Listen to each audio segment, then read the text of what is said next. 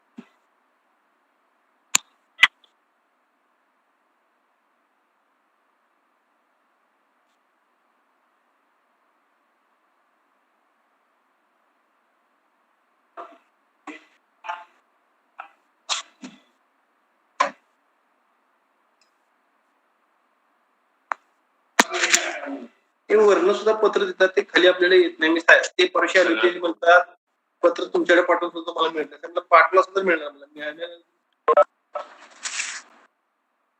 Light लावतो म्हणजे माझ्या चेहऱ्याला लाईट पडून जाते वर आहे.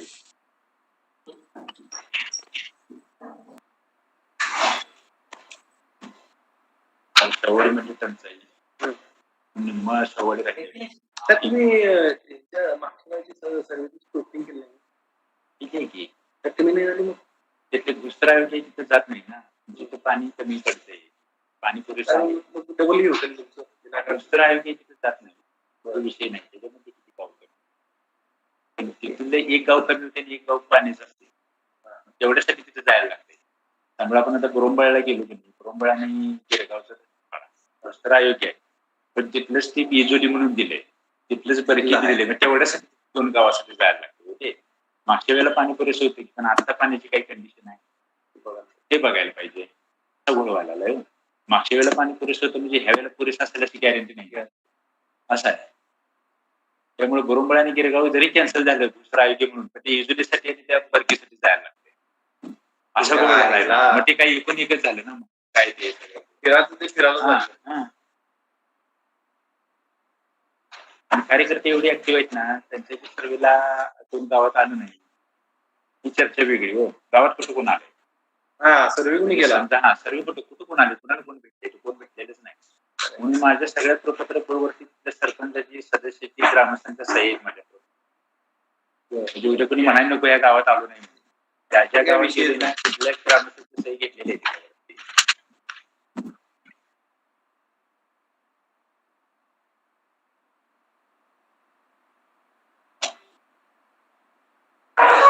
पनोत्रीची ओलेकरवाडी मला त्यांनी फोनवर सांगितलंय जेव्हा दिवे गेलो होतो तुम्हाला कॉल केला होता तर ते म्हणजे पनोत्रीची ओलेकरवाडी ओलेकरवाडी आणि शिवाजी ओलेकरच्या घरासमोरच बोर्ड घेतले ते कन्फर्म करा.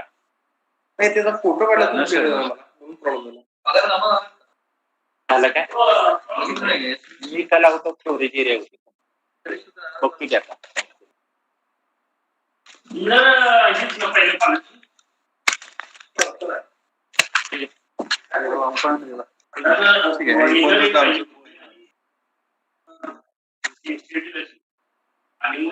पाचवीवाडी भोसलेवाडी झाली एसटी फायनल करताना जर मला कॉल करा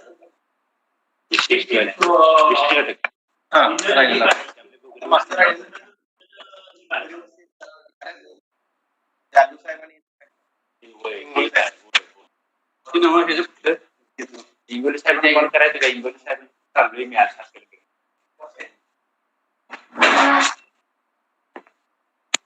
इंगोली साहेब कॉल करायचं का इंगोली साहेब चाललोय मी आज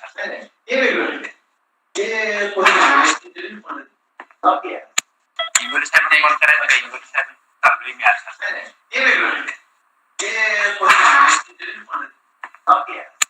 इंगोली साहेब कॉल करायचं का इंगोली साहेब चाललोय मी आज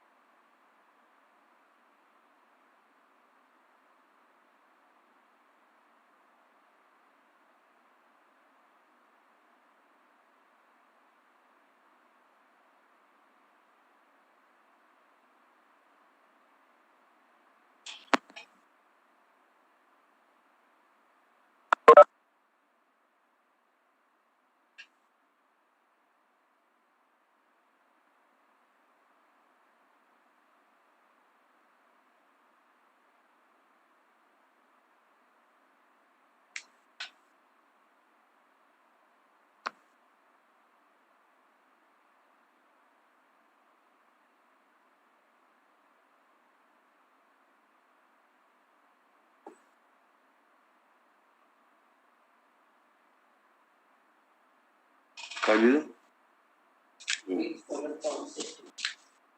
With solar system.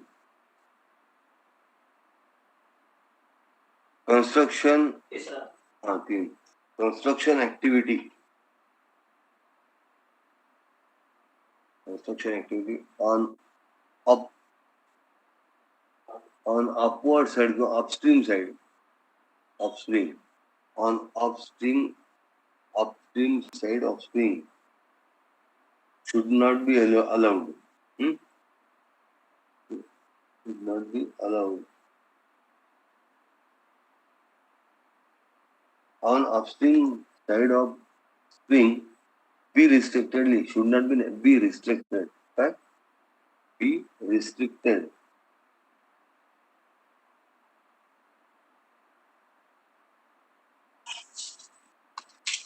So that natural spring flow will not be disturbed.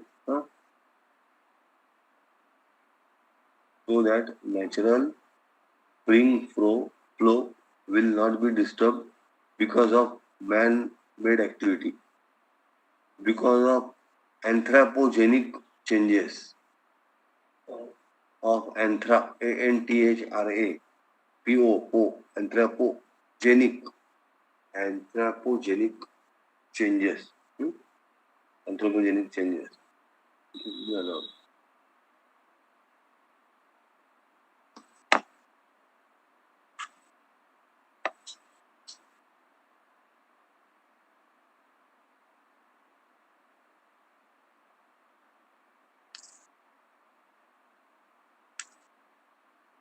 Number 4 ना किती पाचवं? 4. Feeder, FWDER, feeder or recharge zone. Feeder or recharge zone be identified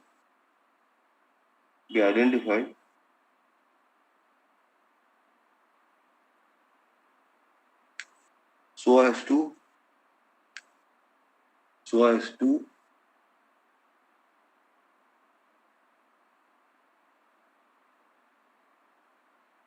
augment oblique strengthen the spring, so as to strengthen the spring, strengthen, STRENGTHENI, strengthen, strengthen, strengthen the spring, so as to strengthen the spring. नंतर का पाहिजे दिसत? अजून 2-3 point पाहिजे मला, ते दिसत नाही मग पिक्चर.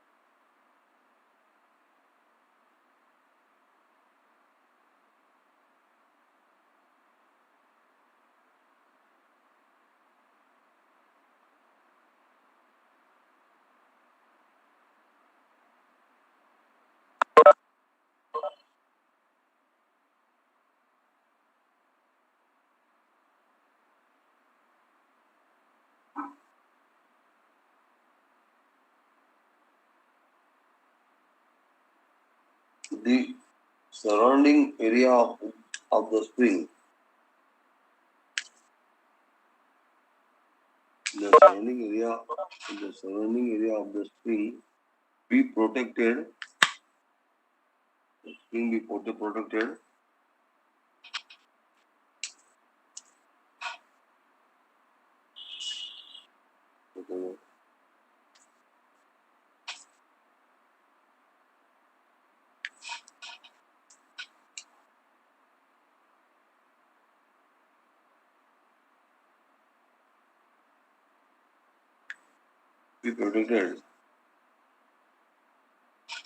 to avoid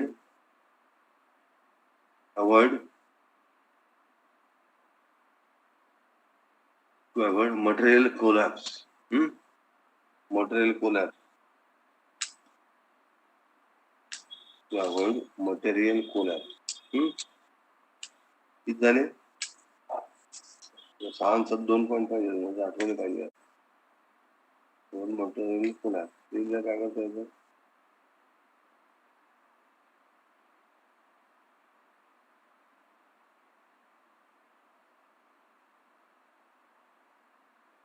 ते सोलरचं लिहिल्याने किती पॉईंट आहे? कितवा पॉईंट? तिसरा किती होता? The spring water can be used or can be supplied. काय लिहिलाय तो point?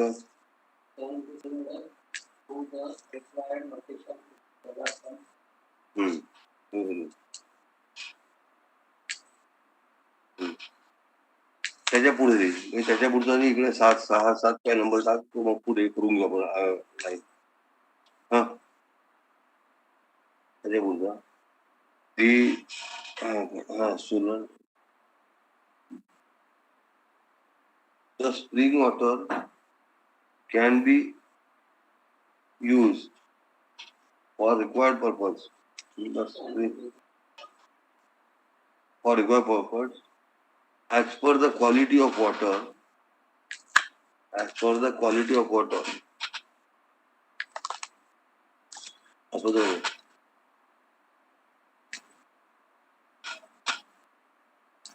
the quality of water.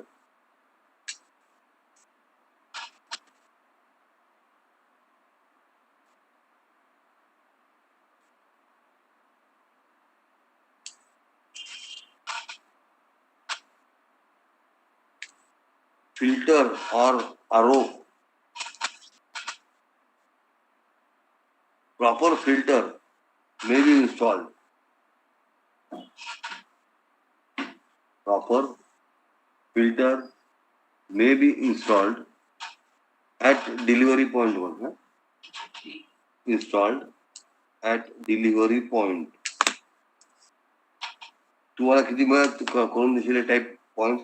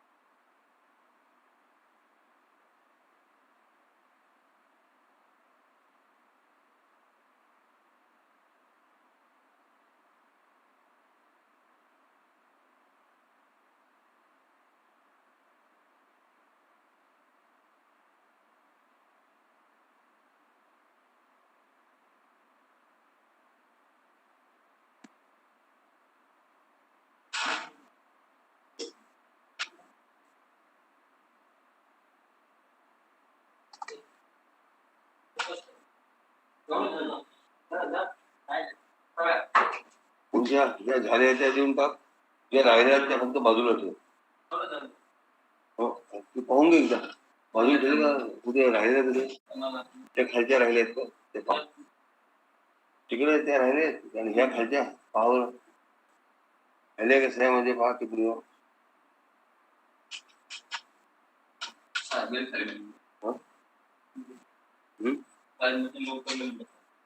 उद्या खालती मीटिंग आहे ना मीटिंग आहे कसली आहे का दिन तर नाही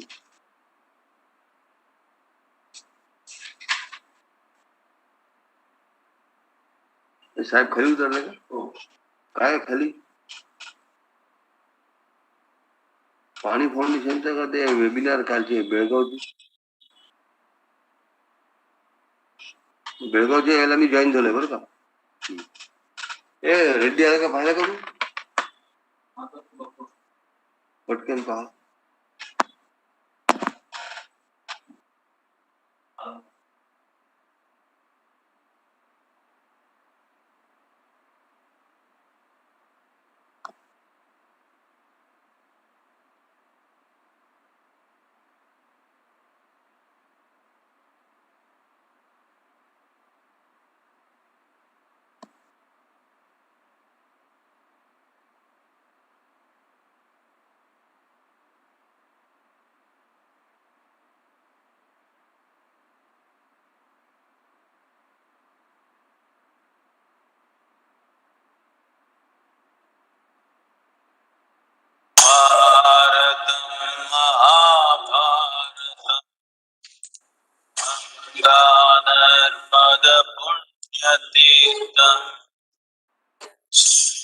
सरस्वती कावे जीवन कारण राष्ट्रस्य Mahabharat.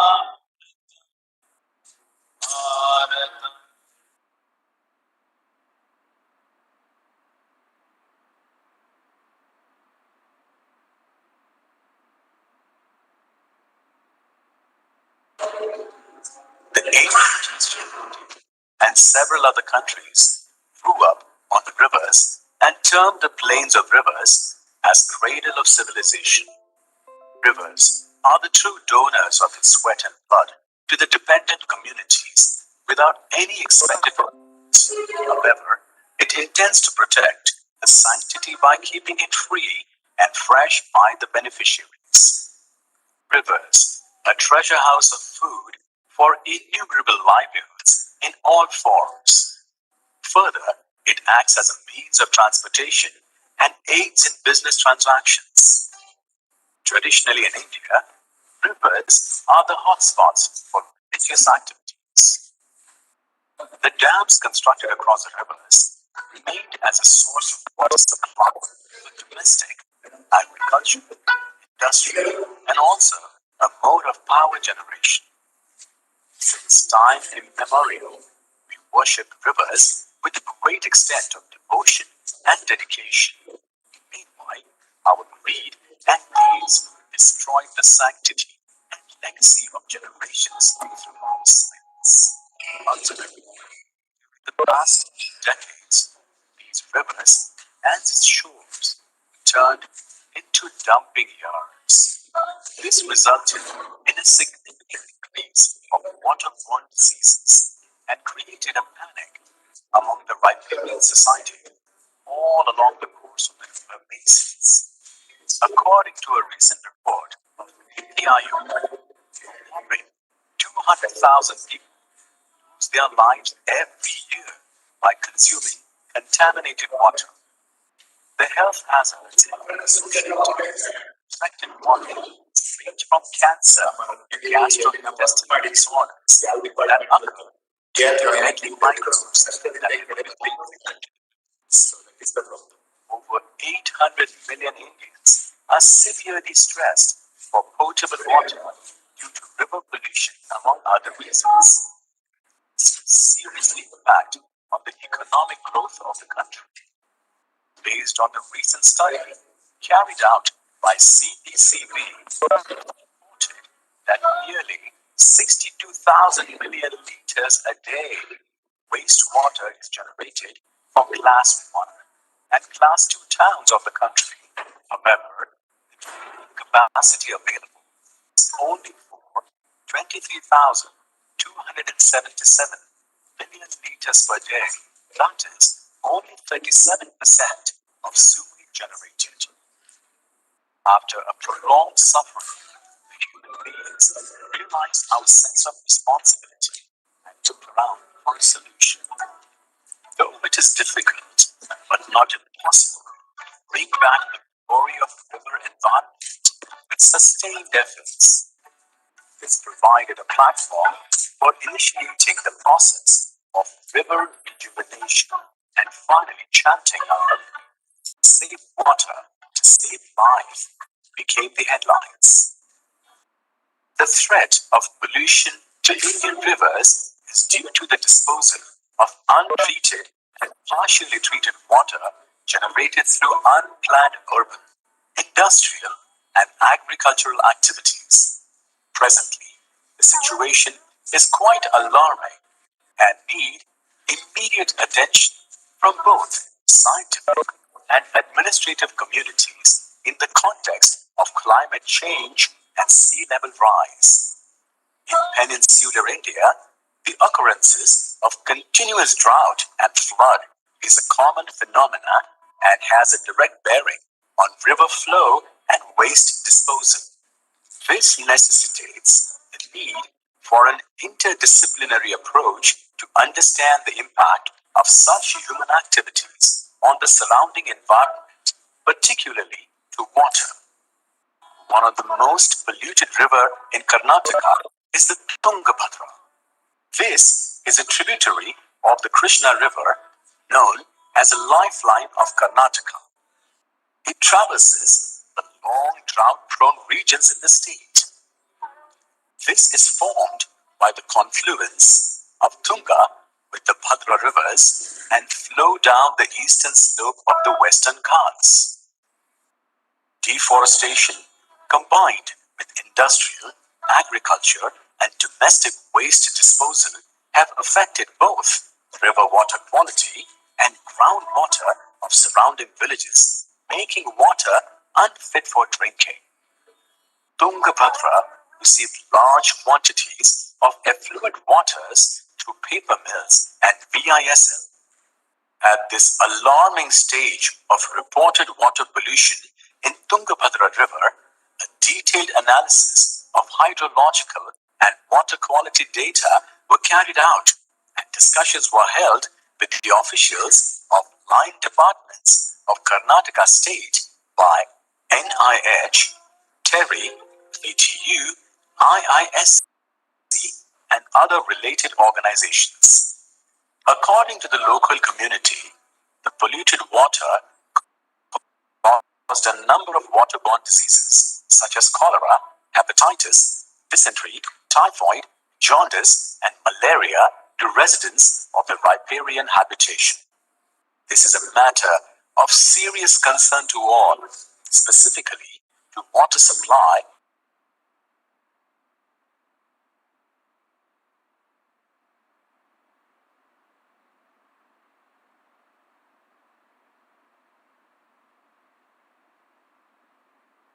advanced techniques available for water treatment. The team of experts felt that a natural treatment method could be a more viable solution in the rural areas due to non-accessibility to sophisticated technology and trained manpower. In this context, a traditional method known as riverbank filtration technique, which is simple, maintenance-free, cost-effective, and easy-to-handle technology, was chosen. This method is widely accepted all over the world, including alluvial river basins of Europe and the USA. Considering the significance of the supply of clean and safe water to rural community, the Department of Science and Technology readily agreed to fund a pilot project on clean and safe drinking water supply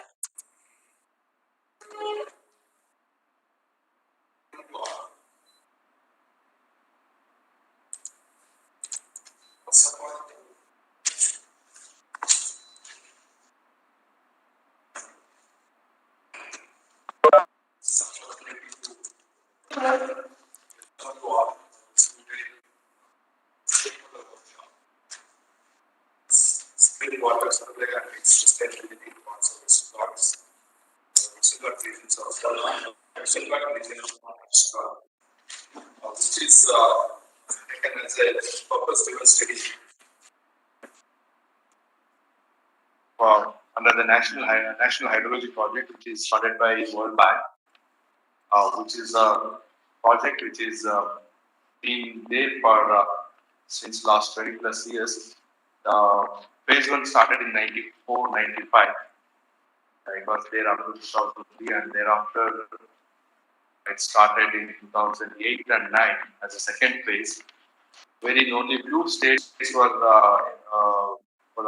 participated in the first phase. Only 9 states were there, and in the second phase it started in 2008 and 9 up to 2014. Around 14 states were participated, and subsequently when the third phase came in, then it was decided to go for pan India. Now almost all states are part of this project. There's as the name national hydrogen. Almost all state governments are involved in that. Out of this, there are a couple of components which are technical activities are there. And, for the National Institute of Hydrology, which is one of the implementing agencies, which was interested for technical activities such as training and technical studies, such as under the scheme called purpose driven study. The part of it, this was one of the studies which was awarded to the Mandara. He has been conducted this study for last year.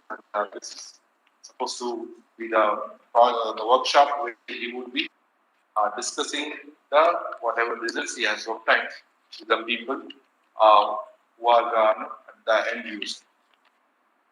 When we plan to conduct this workshop, we requested our coordinator to be as a to deliver and discuss some of these activities, because he has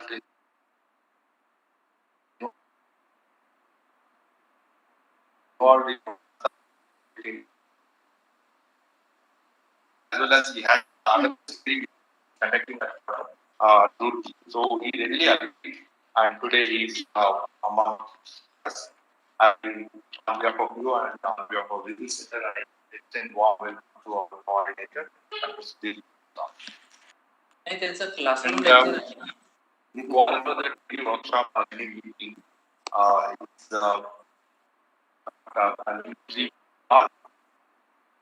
successful unless we become the participants. So invite the participants to approach our state government and department such as the department.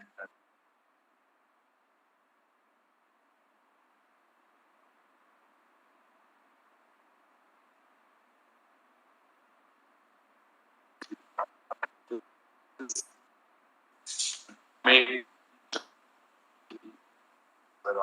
so I take this opportunity to thank the sponsoring agencies who have nominated the people, and also all of you who are present here. Thank you all for that. With this, I now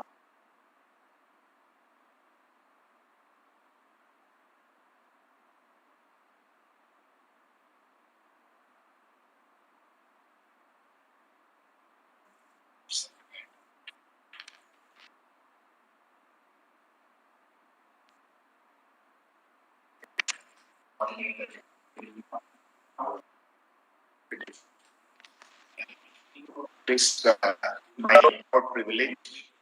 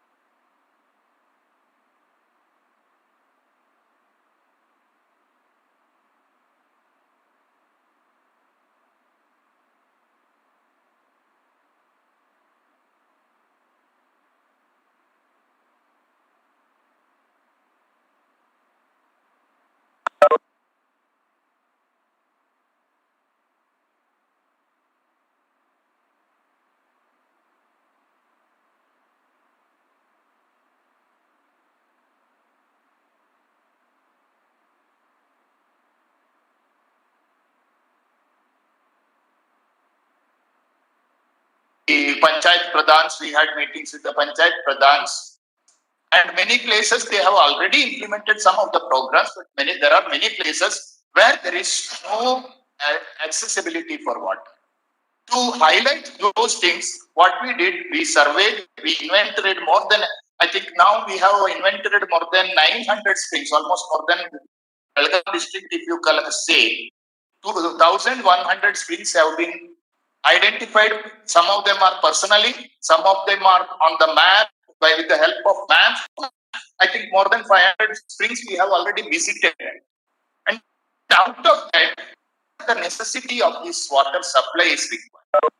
Those we have identified with the help of Panchayat Raj, as well as it is a big exercise. Actually, big exercise. More than computer work, it was our contacts with each villages we had, and with the Panchayat Raj department, and we visited those villages. Then we found that yes, these are the possibilities of water supply. These are the yields. So we made arrangements. Monsoon months are actually planned from October onwards, October, May, things to take readings, flow measurements, discharges, and how it decreases over the year. Meanwhile, the past works also we have done, and then we thought to communicate this to the society. So, to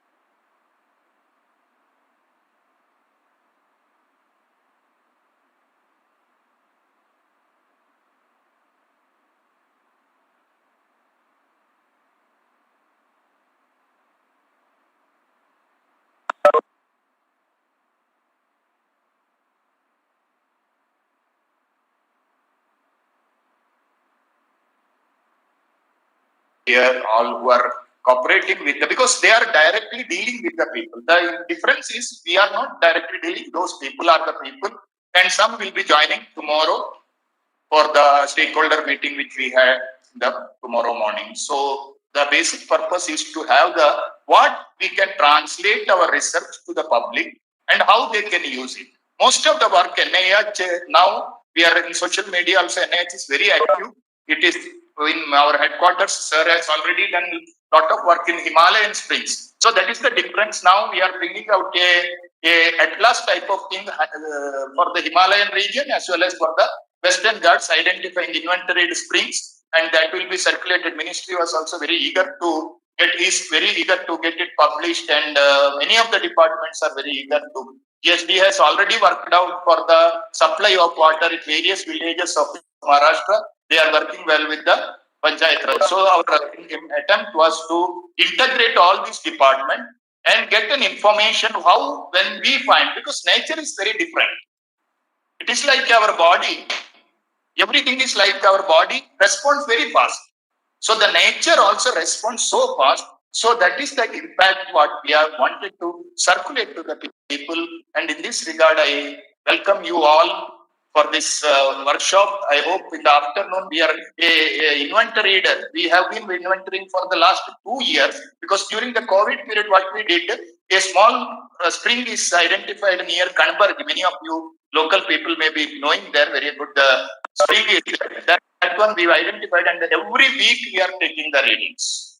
Few days we took a regular daily reading. Now we have continued for the weekly readings, and those readings of the Belgaum district and Belgaum, this will be presented during my presentation also. So I welcome you all, sir. Thank you, sir. And now I request my coordinator to give a few words on the spring, yes, because this is all possible because of our director and our coordinator, who is completely who was with me, and in isotopic study, everything was by his direction. It was taken up, and I will be. This is, I think, my last part of my work also during my service. So I thank sir for giving the.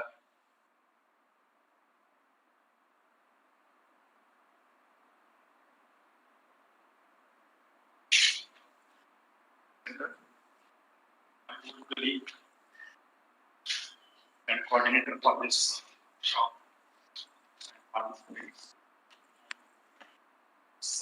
The workshop on stakeholder workshop on spring water supply net sustainability in parts of Western Ghats regions of Maharashtra. I think before we talk about this, let me give you a little bit of background of our institute, because I don't know many of you know about our institute.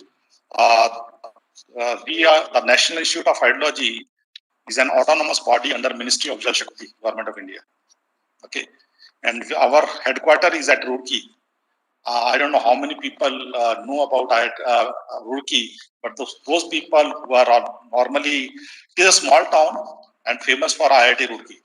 Okay, so we are sitting in the same campus, and we have a very good office there. We have 6 centers there, these divisions who are working on 2 different aspects of hydrology. Actually, our mandate, and we are the only institute in this country of its this type. So we are a R&D institute having six divisions at the headquarters, working on and environment hydrology. Apart from our headquarters, we have 6 regional centers, and one of them is Belgaum. I think this is the first regional center established by the institute in 1987. So we have 5 more regional centers which are catering to the needs of the country.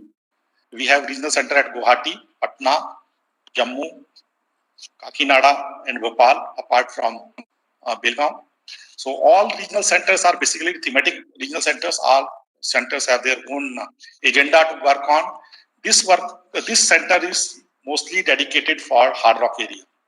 So this regional center looks after the hard rock problems, and this PDS, this one on springs, is also a part of that particular mandate which this regional center has got. And I have a very long association now, I can say, with this regional center for last 5-6 years. I am on and off the coordinator for this regional center. I think India is going through a very tough time, as you can say, not only COVID, but water is an issue. Water is becoming scarce, and the availability of water for use is diminishing. So I will be mostly covering all these aspects in my lecture. I was not knowing when I started from Roorkee. I was told that I have to deliver some lecture during this course also. Okay, then I prepared a lecture during yesterday night, and I will be talking about the springs in that lecture and the Indian situation. You will appreciate how our situation is going from bad to worse to bad. It's very, very bad condition now, and I hope with the work which we are doing at the regional center or headquarter, we will be able to contribute a little bit towards the enhancement of knowledge in hydrology. So with these words, I welcome you all again to this workshop, and I inaugurate this workshop. But I am hopeful that this workshop will be of use, and you will take some information from here for your future work. Thank you very much.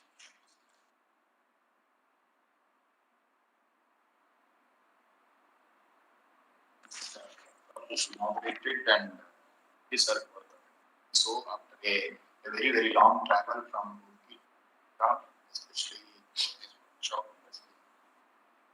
he has taken keen interest by and asked me, directed me to take up this work. Nice. And firstly, I would like to thank our director, for supporting this study right from the beginning. He was initially the gap. He was the coordinator of regional center Belgaum also.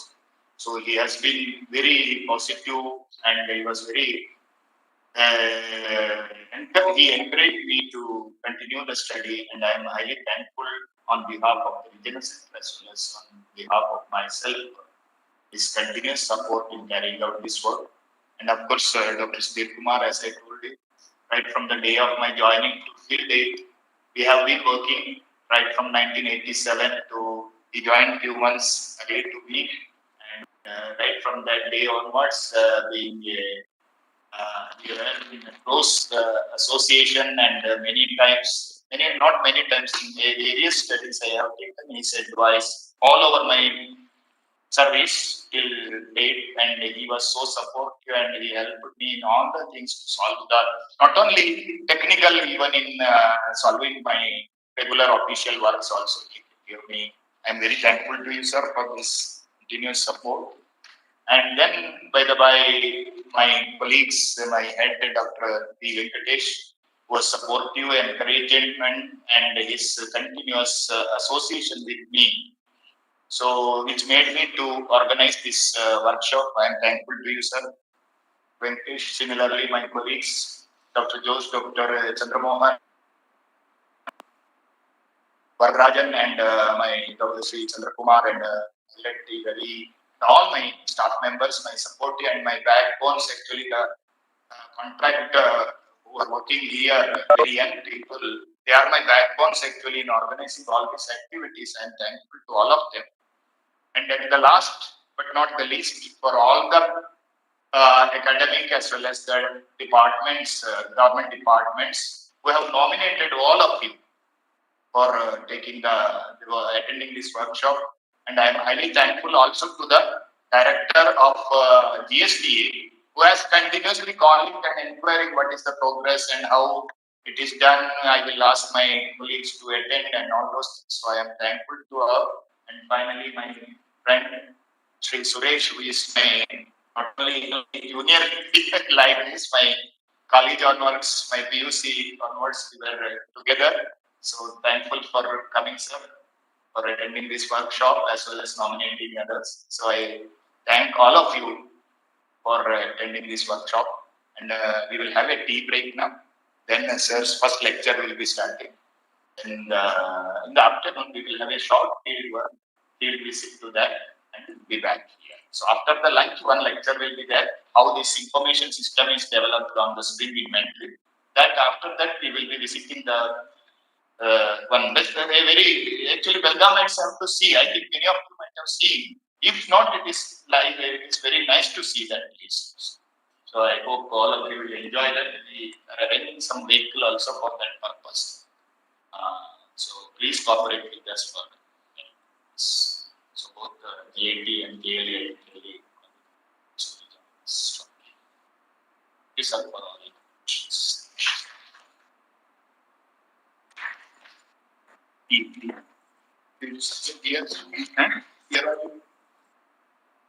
So I think she is out here.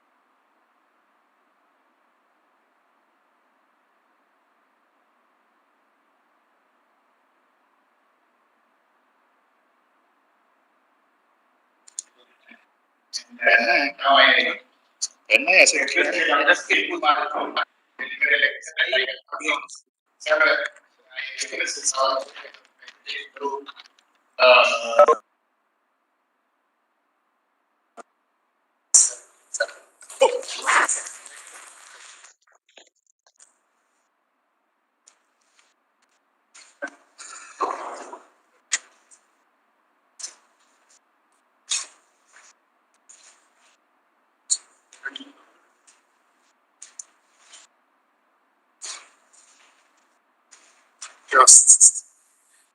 Listen, huh?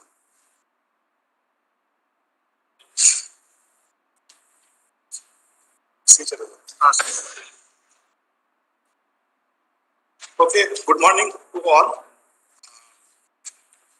I am Sujay Kumar. I will be delivering a lecture on hydrogeology of springs and spring rejuvenation. I have collected a lot of material in this lecture because I was not aware what exactly my topic is for today's presentation. Okay, so you will forgive me if I am repeating some of the things. Okay, uh, so as you know, water is the base for all the civilizations. Our old civilizations are even today also. People like to settle where there is water.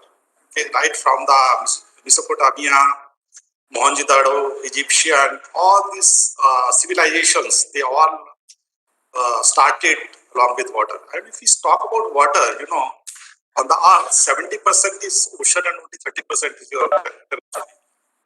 And if you talk about water, in that water also 97.5% is your saline water and 2.5% is fresh water.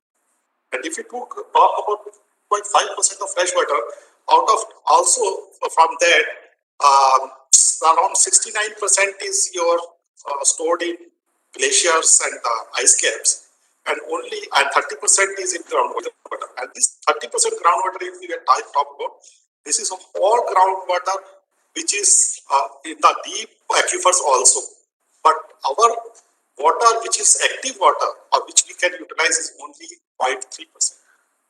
Okay? And the water which we are actually using is 0.001% water, which is available on the earth, is being used by the mankind. And if you consider the Indian condition, our water resources are only 4% of the world water resources. And the population, you know, is 18%. If you know the human population, our human population of India is around 17.7% of the world population. And if you see the water availability is only 4% of the world. Apart from that, our cattle population is 10% of the world population. So we have to cater to the needs of water of a large, you can say, animals and human beings, large number of people. So for us, this water resources management is a very big issue. Now world cities are growing at an exceptional rate. 4 people move to city in that time.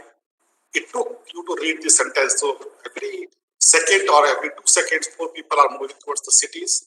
Projections show that another 2.5 billion people will move to urban centers by 2050. So all the people are moving from the rural areas, from the areas where there is not that much of development to the development centers. These are the cities. Global water demand for manufacturing is expected to increase by 400% by 2050.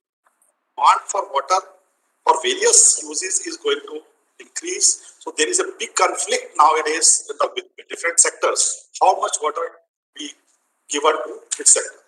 So because this demand is increasing very fast, hydropower accounts for 60% of global electric production, and to match the next 2 decades of demand, around 3,700 major dams are still required. So there is a huge development potential as far as water is concerned. Now you see, how much water do we consume? You may know India is using 85% of its water for agriculture. And if I compare that use of water in agriculture in India and US, there is a very large difference. In USA, only 41% of its water resources are used for agriculture, whereas we are using 85% of our water resources for agriculture. So we are using a very large amount of water in the agriculture sector.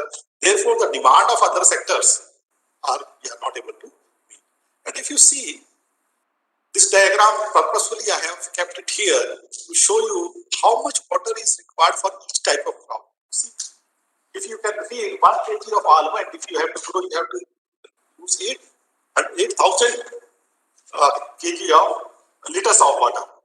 If you see the today you buy a bottle of water which costs 50 rupees. So there is a calculation given that if you produce 1 kg of sugar, how much, if you take that rate of water, how much cost it should cost. So we are using water like a commodity which is freely available. Okay, we are not valuing the value of water. Actually, day before yesterday was World Water Day. The theme of that World Water Day was the valuing the water. So you see, what is our condition? How much we are wasting the water in different things, and how much water is used and for the production of different. This is only for agricultural produce. Similarly, for your manufacturing, if you manufacture a car, how much water is used? If you are even washing a car, how much water you waste? So we have to look for the. So I am just making a first bit of background so that we can just move towards the management of your springs. Now, if you see the Indian condition again, by 1951, in 1951, our water availability was 5,177 cubic meter per person per year. At that time, our population was only 36 crores. Now, you see, the population has grown to 137 crores or something like that.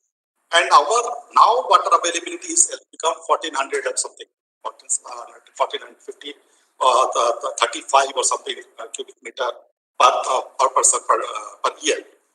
Now, if you know, the global criteria is that if the water availability becomes less than 1,700 cubic meter per person per year, then we are a water stress country. And if it becomes less than 1,000 cubic meter, then we are water scarce country. So you see, for 50-50, our water availability will be only 1140. So we are moving slowly from water scarce country to stress country to water scarce country. So our situation, so in future we have to be much more vigilant than before. Similarly, if you see the water per capita demand, the lower table, by 50-50 our demand will be 1445 cubic meter per person per day. Okay, so I don't know whether we will be able to meet that demand or not. Now coming to the springs, because spring has not been given that much of importance. The reason is it is a very small source of water.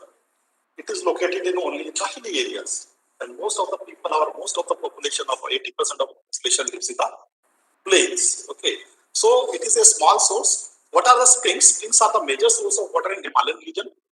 I don't know, Western Ghats also, it is there, then Chhattisgarh, Jharkhand also, the Chota Nagpur Plateau, and if you go to the Meghalaya area, so springs are important.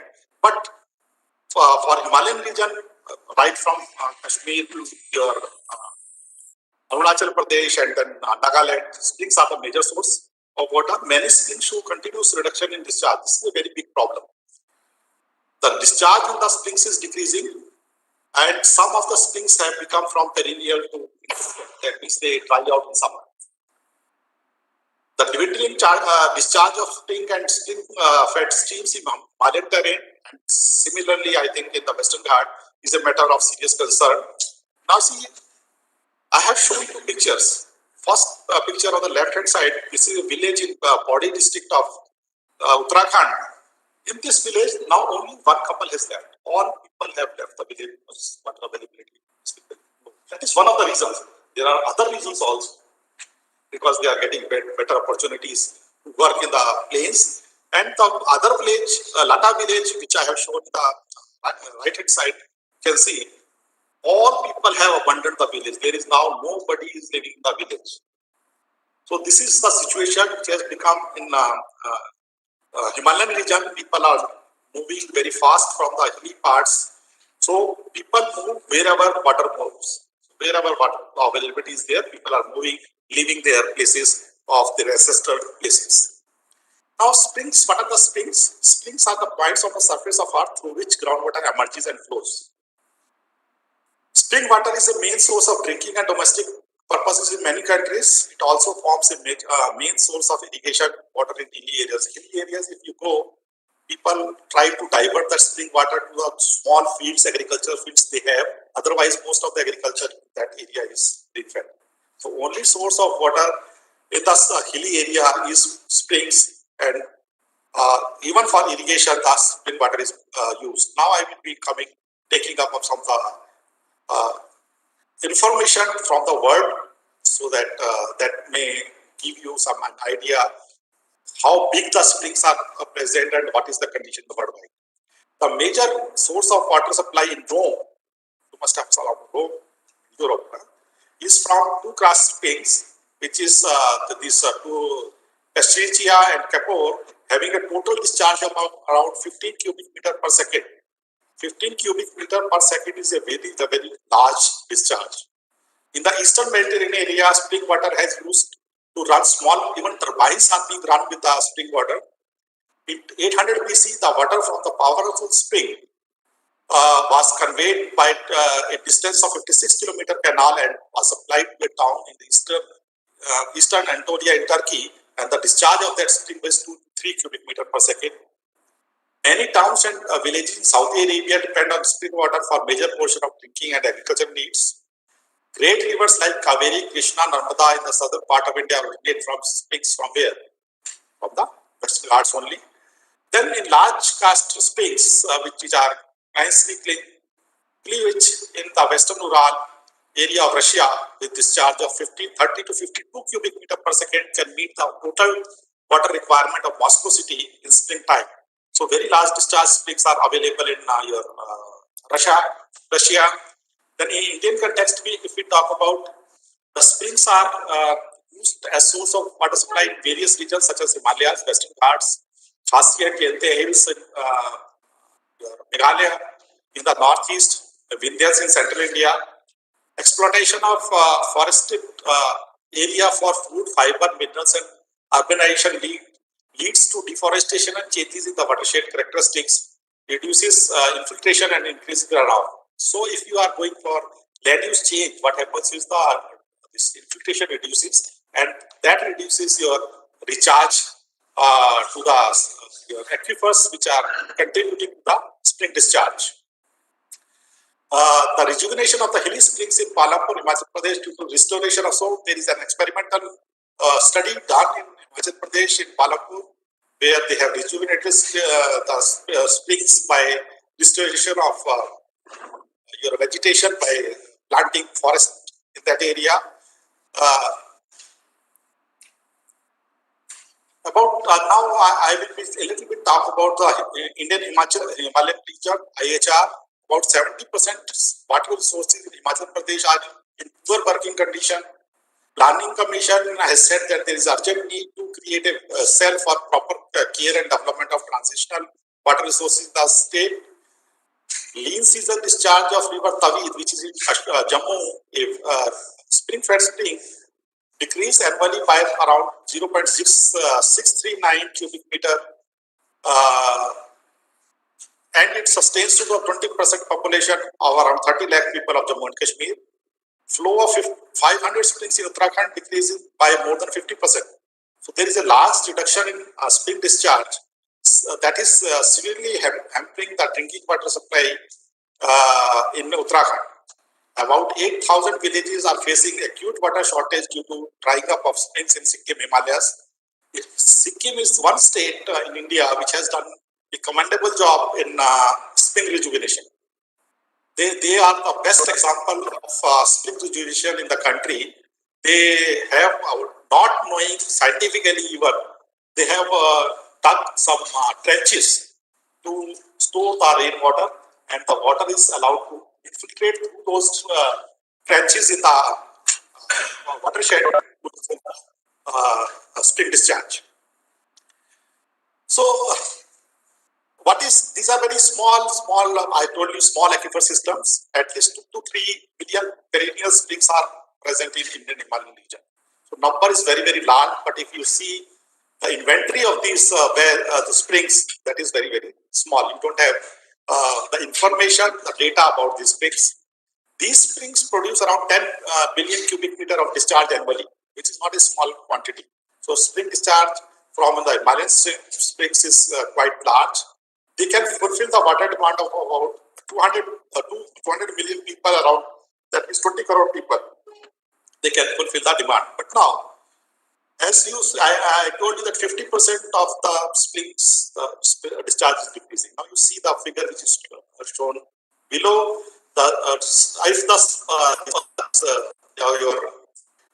The discharge starts decreasing, demand is increasing, there will be deficit. So meet this deficit, we do not have the water to provide. Now, how this spring hydrology basically developed in the past? So there is a historical background. So waste goes back up to even 37,000 years. I have read that there are some carbon dating has been done. You may be aware of the carbon dating technique of water. So they have dated some areas where springs were there 37 years back. People have started using it. So prior to the later part of 17th century, it was generally believed that the spring water could not be derived from the rain. So people thought that it is a God-given gift. It's not getting recharged from anywhere. It is just the water is coming, so people start using it. Then Greek mathematician Thales in the 7th century BC stated that spring water is drawn from the oceans. They have no idea about the elevation and other things. They thought that the springs are connected to the oceans and you are getting water through the springs. Then Pluto in 427, 347 BC also stated in his disclosure Phaeton that water that forms the springs comes from vast caverns known as the Tartarus, and all these waters return through various routes. There is a circulation of water. So he established Pluto that there is a circulation of water. Then Aristotle developed a theory of subterranean condensation, drawing the parallel from the condensation of atmospheric water vapor. As there is a rainfall from condensation on the land, so they thought that there is a condensation of water moisture subsurface, and from there the springs are getting derived. The Roman architect Marcus Vitruvius realized that the mountains receive large amount of water from melting of snow that seeps through the rock strata and emerges as springs at lower elevations. Then another Indian mathematician, he wrote a book in Sanskrit, Simha, that suggested a scientifically based system of exploring underground springs on the basis of specific signatures in the flora, fauna, rocks, soil, minerals of the terrain. Then there are some verses in the Quran also which talk about the water infiltrating into the ground and appearing as the springs. The first hydrological study of springs was conducted by French scientist Pierre Pirol during the middle of the 17th century. After studying part of Seine River basin during 1668 to 1670, he invalidated an old age assumption of precipitation does not support spring flow. Because of this study that those are conducted by other afterward, it was established that the springs are natural outcomes of concentrated groundwater flow on the surface, and the ultimate source of spring water is precipitation. So around 17th century or 18th century, it was established that the springs get recharged from the rainfall, and that water recharged to the aquifers appear as spring flow. My friend from CWB may not agree with me because they always contest the hills. They do not have the extensive aquifers. Though we are using the term aquifer, but these are very, very localized areas. They are not the regional aquifers. These are very localized area which receive water maybe on the annual cycle or maybe 3-4 year cycle. So it is not that's why you see a very rapid decrease of spring discharge during the summer season. Only there is a recharge during the monsoon season. It diminishes and becomes very small after the monsoon is over and your pre-monsoon season. The flows are very, very small. The location, then I will be talking about the springs and the hydrogeology. The location and magnitude of spring gives a good indication about the present and possible potential of the aquifer in the region. So by measuring the discharge, you can tell about how big the aquifer is and what is the potential of that aquifer. Emergence of large springs confined to belly bottom indicate existence of aquifers of high permeability and greater depth of to water table. Abundance of small springs on valley sides and slopes of a hill are indicative of small water table with a shallow water table with a shallow subsurface water in aquifers of poor permeability. So if you have a larger discharge, the permeability high of the aquifer, if there are small low flow your springs are there, then the permeability is low. A few large springs may indicate thick transmissive aquifers, whereas frequent small springs indicate thin aquifers of low transmissivity. Variability of spring is a very important aspect. Is usually low in volcanic and sandstone formations, so they the flow normally do not decrease drastically. So I don't know, because I'm not much aware. I should confess about the springs of Western Ghats. But worldwide it has been seen that in the basaltic aquifers, the discharge is almost constant. Variability of spring flow is usually low in okay. The presence of several horizons of springs along the valley slope is due to stratification controlled by lithology or structure. Occurrence of springs is mostly controlled by the local geology, geomorphology, and the drainage characteristics. The large springs are usually associated with highly permeable aquifers like cavernous limestone, porous basalt, and well sorted gravel, whereas small springs may occur in all types of rocks. So mostly good springs, large discharge springs are associated with limestone, basalts, and well sorted gravels.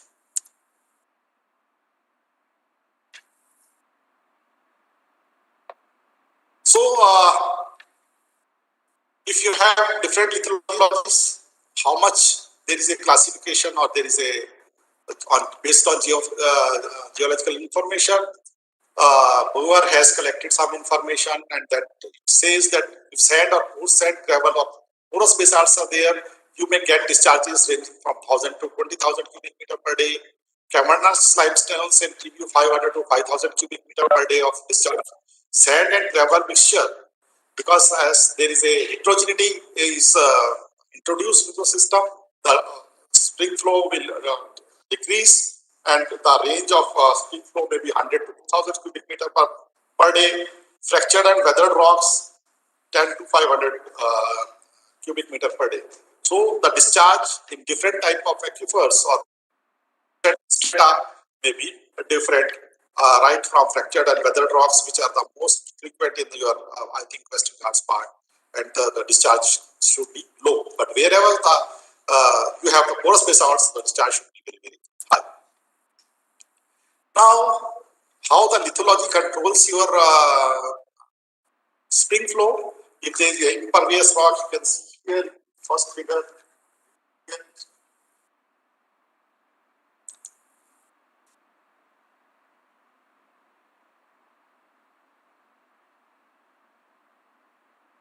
In the first figure, if you see, there is a impervious layer here, water table is high, so if there is providing a chance to come from here, this is a gravity string. Then you have a clay layer in between the thick aquifer, you have a past water table built here, and first it is intersecting your topography, if springs originating here, another spring is originating here, which is due to again the impervious layer below. Then if you have very thick aquifer, there may be different spring discharge lines, and you can have multiple springs in that particular slope. So and here you can see you have here the porous media, it is a less porous area, because if you know the hydrogeology of the Uttarakhand or Uttar Pradesh or the Himalayan foothills, then you have Bhavar and dry areas. Bhavar, there is coarse material which is very good for recharge, water enters into that, and then you have the clay layers. As soon as it comes to clay, the permeability decreases and the springs appears. So you have a spring line developed along the tri region. Then in the karst area, this limestone terrain is characterized by the scarcity of surface streams. Why? Because karst areas, the surface streams find out their path subsurface, and I will show you in the figures later on. A groundwater flow in the karst aquifer is of two principal types, diffuse and conduit type. So because large channels are formed in the aquifers, so you have just like a pipe or conduit flow, the separation of spring discharge into base flow and storm flow, conduit flow component can be made by means of hydrograph. If you draw a hydrograph between discharge and your time, you can easily find out how much is the your conduit flow and how much the diffuse flow. In a typical karst region, drilling of wells is avoided due to existence of large underground cavities at different levels, and the karst water as such is not filtered. In Rajasthan, there are very extensive limestone aquifers where even the big trucks moving get lost on the road.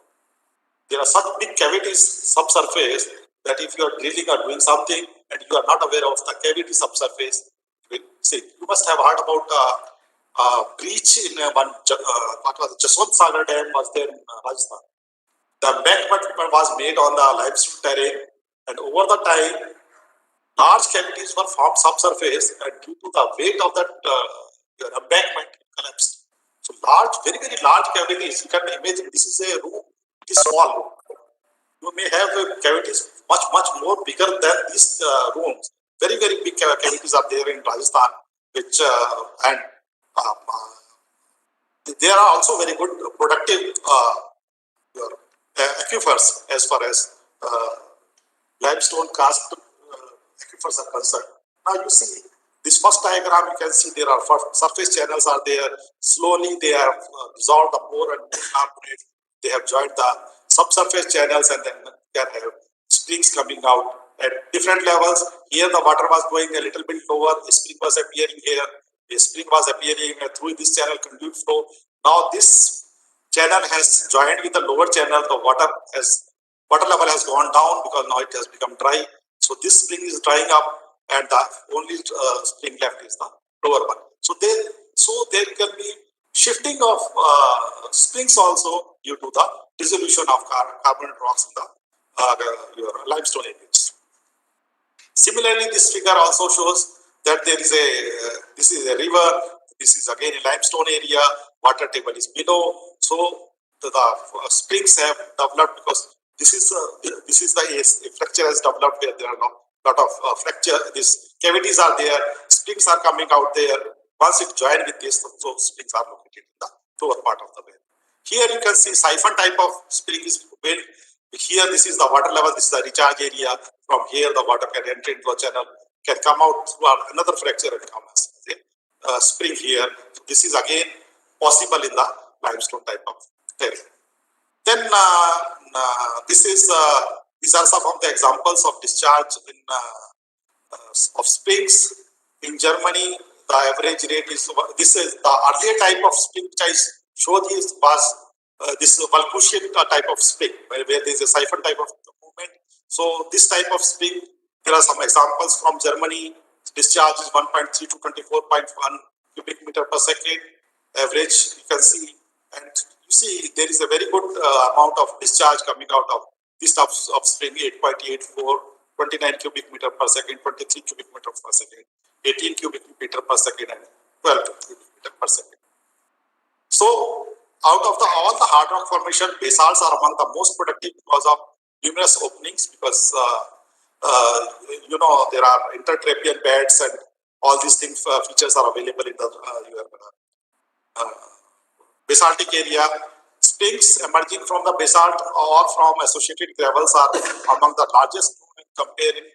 I will show you, I don't know about Indian discharge how much, but if you see the discharges in USA, the discharge from the volcanic rocks is very, very, this basaltic rock is very, very high.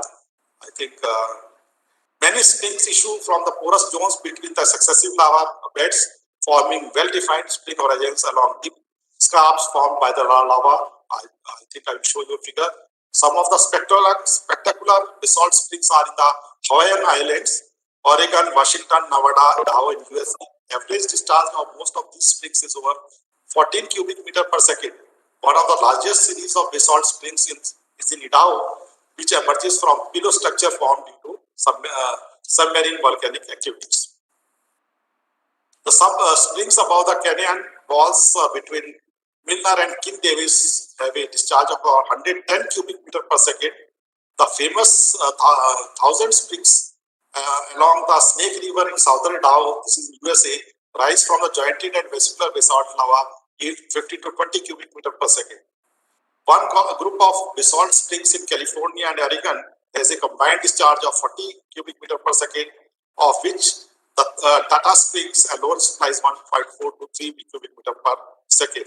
The discharge of springs at Oahu and Kalaupu Island of Pearl Harbor, Hawaii varies from 0.4 to 0.7. Now you see, these are the, you must be very familiar with this section in Western Ghats. This is the typical your delta, this basalt flow, your Deccan traps with a different type of flows. So you have massive basalt, then it becomes porous, and then so wherever there is a topographic break, you would get the springs here. The contact of the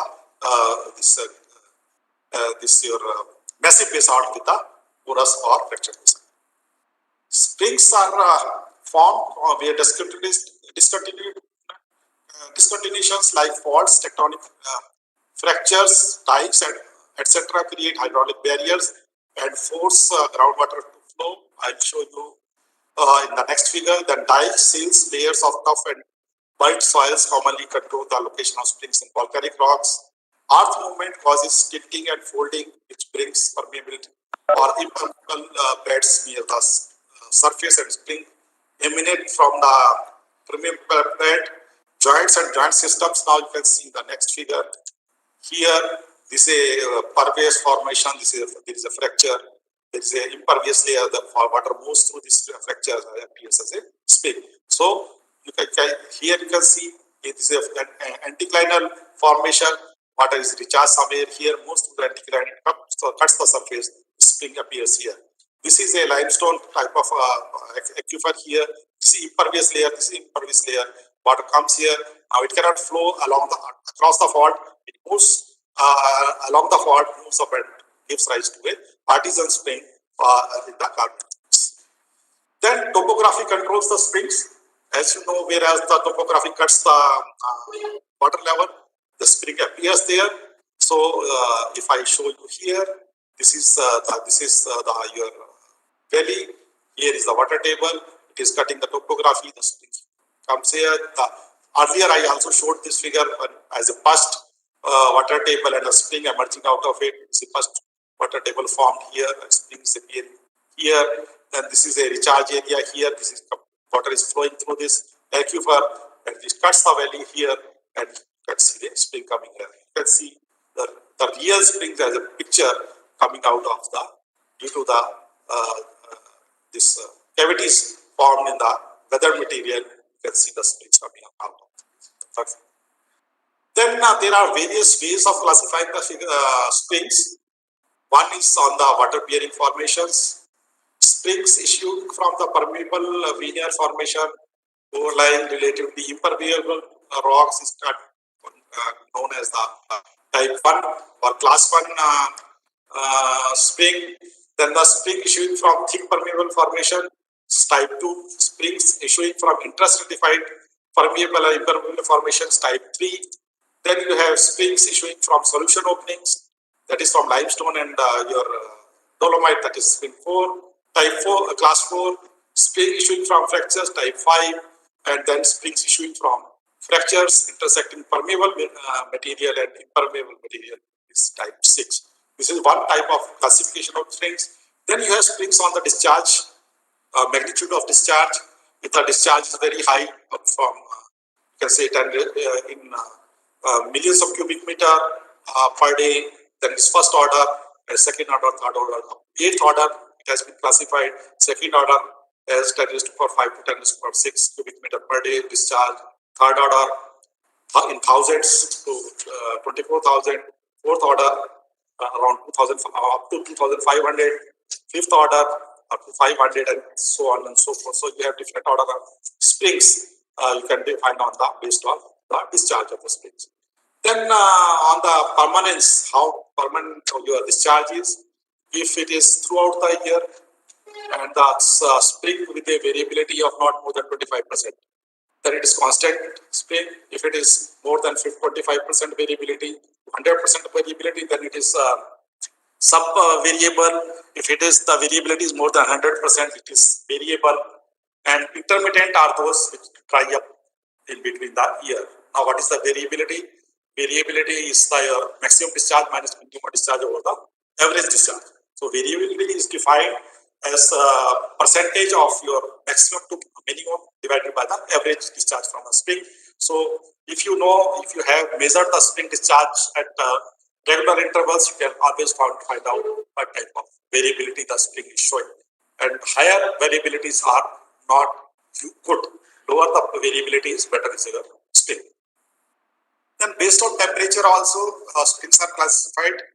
Non-thermal springs are those which have temperatures closely same as that of your atmospheric temperature, or the cold spring whose water have temperature appreciably below the local mean annual temperature. Then you have hot water springs where temperature is more than 36.6 degrees Celsius, or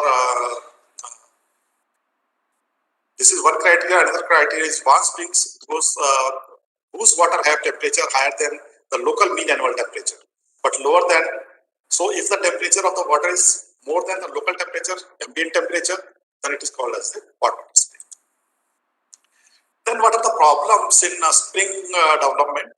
Lack of primary database. As I told you, I was talking about IHR region, there are 2 to 3 million springs are present there, but there is no data. So there is lack of database on the springs. Then according to a rough estimate, about 3 million springs are present in IHR. However, no systematic inventory even at small scale is presently available. So now NIH has taken up some work. One, as you see, we are working in the Western Ghats.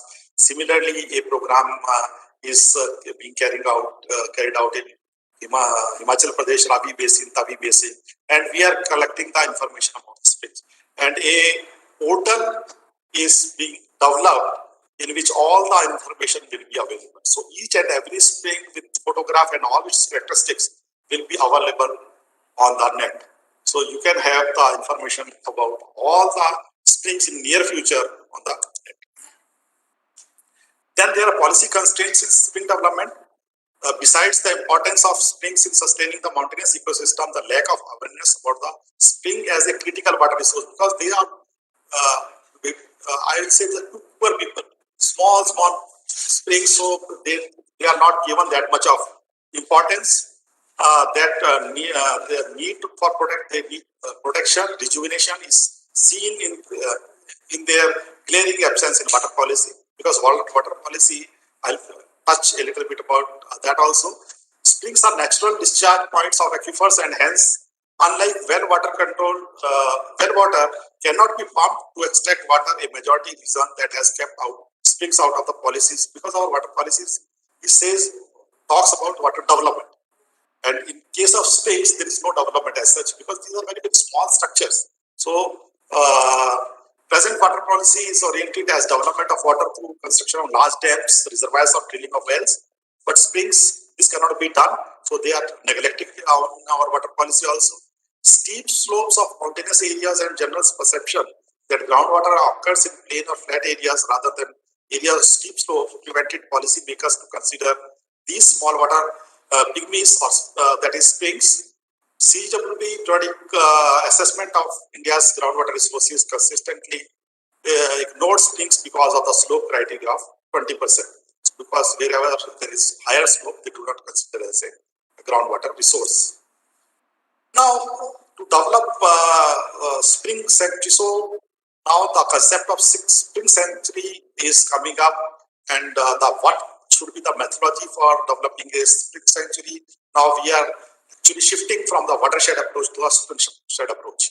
So in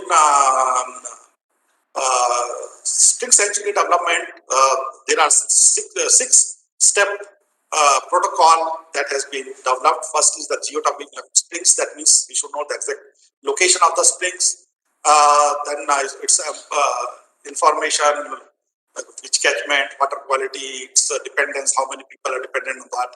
That information is to be gathered. Then periodic monitoring of hydrochemical parameters, web-based comprehensive database, spring portal or atlas is to be developed. Then assessment and updating of the information. This information is to be regularly updated. Then scoring of springs based on critical issues, discharge, water quality.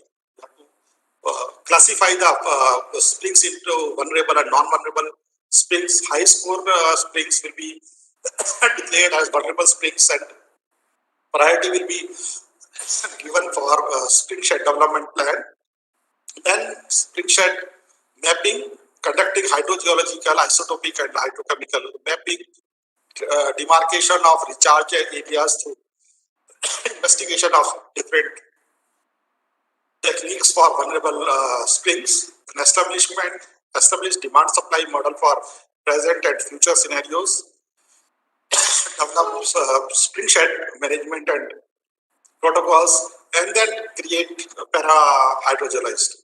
This is also a very, very important aspect, because all the work cannot be done by the hydrogeologists or so-called trained people. So we have to train local people who can collect, because as I told you, the number is very large. So we have to develop the para-hydrologist, para-hydrogeologist who are the local people, not maybe graduated into your civil engineering or geology or any field, but they have good knowledge of their area, so they can be trained to collect the information of that. So now there is a need to shift from the watershed to spring shed approach. As you know, what the watershed is an area from which at a certain point all the surface water comes. Okay, but in spring shed, because spring, if you draw a spring shed based on the watershed, then the recharge area will go out. You can see the figure here. This is a spring here, but the watershed of this one is here, isn't it? But the recharge for this spring is taking place from the other slope. So that means the spring shed will include the area of the aquifer part. So this is the aquifer mapping basically.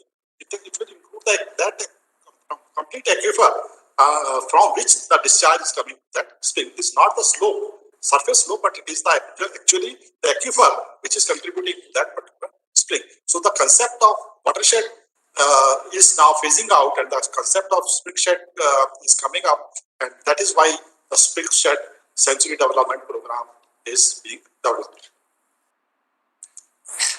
The spring is comprised of multiple components, including a catchment, aquifer, and outlets. That's what I have defined you.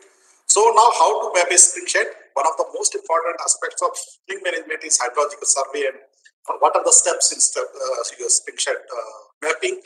First is the hydrogeologic survey and mapping of the spring shed.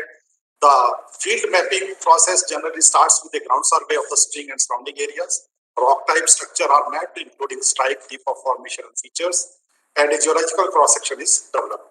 Information about infrastructure, socioeconomic and other environmental data are collected. All the database about that. Who is using water, how many people are dependent on that particular spring, or how many cattle come and drink that water, how much area is irrigated with that water. So that all information is collected. Hydrological monitoring of discharge and water quality is initiated. Google Earth satellite images, topographic maps, or other sources are used to delineate the local watersheds, and the field survey information is placed onto the map. This provides the first draft of a conceptual model of the spring and provides information about the aquifers and the rough location of the catchment and recharge areas.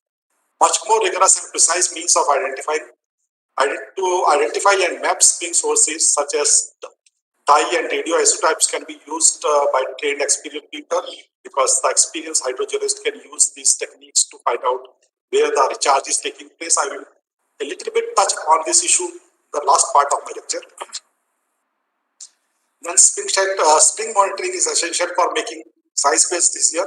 The basic data that should be collected include now what are the important data which has to be collected with respect to spring are the discharge. Not one-time discharge, it has to be temporal discharge throughout the year you should measure. Then rainfall, water quality parameters.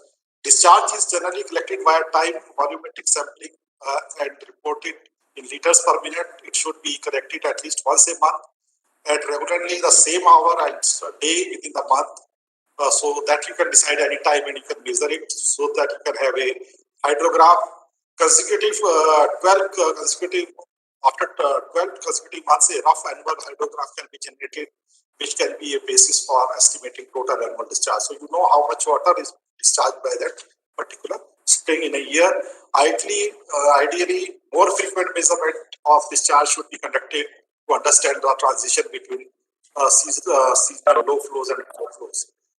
During the monsoons, the discharge should be measured at more frequent intervals because to understand the recharge mechanism. How fast is the response of your spring to the rainfall? So you should have a short duration observations. Similarly, to find out the decay of that your hydrograph decay limb of that hydrograph, as it is better to have fortnightly or weekly readings, so that you can develop a full correct. You can understand the full characteristics of your spring hydrograph. If the hydrograph is peaky, that means it rises very fast and falls very fast. And responsive to rainfall events, the aquifer may contain macropores such as such that there is low storability and short residence time, because it recharges quickly and discharges quickly. Okay. In contrast, a relatively flat annual hydrograph that shows no response to rainfall events may indicate a larger regional aquifer with a potentially greater residence time. Multiple years of monthly discharge should be collected to ascertain larger processes such as impacts of climates, etc. Rainfall should be collected near to the spring catchment on an event basis. Simple non-recording rain gauge adequate. I tell you, in Himalayas or Himachal Pradesh or Uttarakhand, as we are seeing the discharge is decreasing 50%. In 50% of the springs, the main reason is climate change and land use change. Now, how the climate is impacting, we have seen in last 20 or 25 years, the winter rains have almost disappeared or have become very low. So now aquifers, or you can say here spring aquifers, which used to get recharged twice during the monsoon and in the winters, now are getting recharged in the monsoon season. So there is no recharge during the monsoon season, this winter season. Whenever there is a good rainfall in the winter season, again you get the good discharge from the your springs. So climate variability is also taking a toll on our spring discharge. Rainfall is generally summed up by months and compared to discharge, so that you can find out how much total discharge is taking place. If you know how much rainfall is falling at a place and how much discharge is coming out of the spring sheds of the spring, you can know how much water is getting recharged. Water quality should be monitored whenever discharge is recorded. However, this may depend on the management goals of the project and the parameters under consideration. The constituents for baseline monitoring include pH, temperature, total TDS, and TC and fecal coliform. So, in terms of participatory collection that I told you about the para-hydrogeologist, so you should develop those people so that you can show them some things in the field that also be involved in the your program, and then collect information about. If you allow them to collect the information, save your time and money. Now I will be talking about a little bit about my favorite subject. For the last 20 years, I am working on isotopes, and we have an application of isotopes in spring rejuvenation studies. Because for spring rejuvenation, you need to know what is rejuvenation. Only thing is to increase the discharge of the springs. And the only way to increase the discharge of the spring is to increase the recharge. And the only way to increase the recharge is to identify the recharge zones. So if you know the recharge zones, you can go for some interventions on those recharge zones, and then can implement some of the structural or non-structural measures in those recharge zones, so that you allow more and more water to filtrate into the ground and contribute to the discharge of the springs. So as you know, isotopes are nothing but the atoms of element with different atomic weight but same atomic number. So number of protons remains the same, number of neutrons vary in the nucleus. So okay, hydrogen has, so we normally in our hydrological studies, two elements we are using, hydrogen and oxygen. There are many more, but we normally for our routine studies use these two, hydrogen and oxygen. Hydrogen, as all of you know, that it has three isotopes: protium, deuterium, and tritium. Protium and deuterium are stable isotopes, and tritium is a radioisotope. That means it decays with time. Oxygen has 8 isotopes, but in our hydrological studies, we use only 3: O16, O17, O18. O16 has 8 neutron, 8 proton. O17 has 8 proton, 9 neutrons, and O18 has 8 protons and 10 neutrons in the nucleus. And rest of the isotopes of oxygen are radioactive, and their half-life is very, very small, in some seconds. So they do not sustain in environment for a long time. They just get formed and again decay into some other form. So stable isotopes do not decay with time. They are also known as environmental stable isotopes, because we are using the isotopes which are present in the environment. We are not introducing anything from outside. So we mostly work on the environmental stable isotopes. And for most hydrological studies, environmentally occurring stable isotopes are used. Though we use the artificial isotopes also, but not for this purpose at least. We are not using this. Okay. So I will not go much into the details of classification of all these things, because this I will then deflect you from the objective.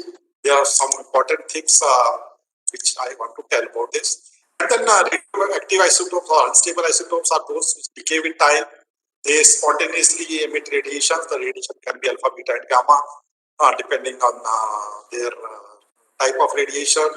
And then they decay till a stable isotope is formed. So you must have heard about uranium series, uranium-235 to 2010, lead is formed.